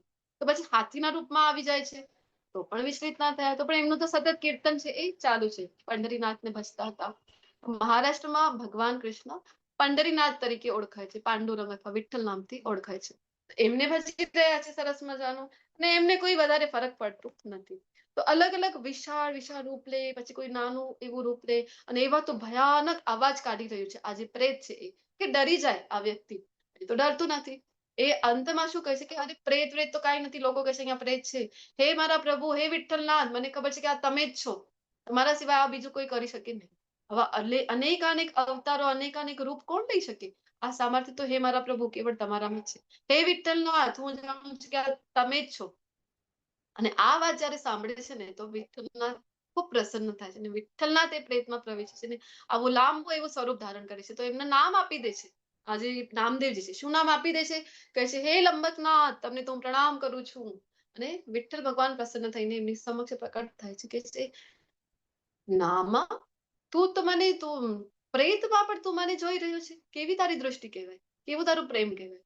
તો ત્યારે કહે છે નામદેવજી, શું કહે છે કે હે મારા પ્રભુ, તમે તો દરેક વસ્તુમાં છો ને, કણ કણમાં તમે છો, તો આ પ્રેતની અંદર પણ તમે છો ને. અરે તમે શક્તિ ના આપો. કંસનું ઉદાહરણ લીધું આજે આપણે, પછી રાવણનું ઉદાહરણ લઈએ, એમની અંદર પણ અસુરો છે પણ એમની અંદર પણ જે બળ છે એ કૃષ્ણની કૃપાથી છે. કૃષ્ણની ઈચ્છા ન હોય તો એમનું બળ કોઈ કામ કરશે નહીં. તો કહી રહ્યા છે કે હે ભગવાન, આ પ્રેત છે ને એના અંદર જે કઈ વિશિષ્ટ શક્તિઓ છે કોના લીધે આવી છે? તો તમારી જ લીધે આવી છે ને. એટલે તો આવી રીતે પ્રણામ કરી રહ્યા છે. તો વિઠ્ઠલનાથ કહે છે કે તારા જેવા ભક્તો તો પ્રેતની અંદર પણ મારા દર્શન કરે છે. અને ભગવાન પ્રસન્ન થઈને એમને વારંવાર દર્શન આપતા હતા વિઠ્ઠલનાથ. એવા અનેક ઉદાહરણ છે નામદેવજીના જીવનના ખૂબ પ્રસંગો છે. અત્યારે સમય મર્યાદા છે તો જે ભગવાને કીધું ને કે એ યથા માં પ્રબંધન્તે, તો ભક્તની વાણી છે ને, ભક્તની વાણી. પ્રહલાદ મહારાજે શું કીધું હતું? થાંભલામાં છે તારા પ્રભુ, જયારે હિરણ્યકશિપુ પૂછે છે તો કહે છે ને કે હા છે, કણકણમાં છે. એમના માટે પ્રકટ થયા કે નહીં નરસિંહ અવતાર. તો ભગવાન પ્રેતમાં પણ અવતરિત થઈ જાય છે જો આપણી એવી ભાવના હોય, એવી ભક્તિ હોય. કીધું ને પ્રપદ્યંતે, શરણાગતિની એ લેવલ હોય તો ભગવાનને આવવું જ પડે છે. ભગવાન આવે જ છે, પ્રેતના રૂપમાં પણ આવે છે. આની સાથે આજનું આ સેશન ચોથું અધ્યાયનું પાર્ટ 1 કમ્પ્લીટ કરી મારી વાણીને વિરામ આપું ને તમારા બધા જ ભક્તોનું વૈષ્ણવ પ્રણામ મંત્ર સાથે ખૂબ ખૂબ વાંછા કલ્પતરુર્ભ્યશ્ચ કૃપા સિંધુભ્યૈવ ચ પતિતાનાં વૈષ્ણવેભ્યો નમો નમઃ. હરે કૃષ્ણ કૃષ્ણ કૃષ્ણ હરે હરે, હરે રામ રામ રામ હરે હરે. હરે Krishna. Thank you so much for joining. Hare Krishna. Krishna. Recording stop કરી શકો છો પ્રભુજી. હરે કૃષ્ણ. હરે કૃષ્ણ. ધન્યવાદ. બધાને વિનંતી છે કે આપણે પણ જે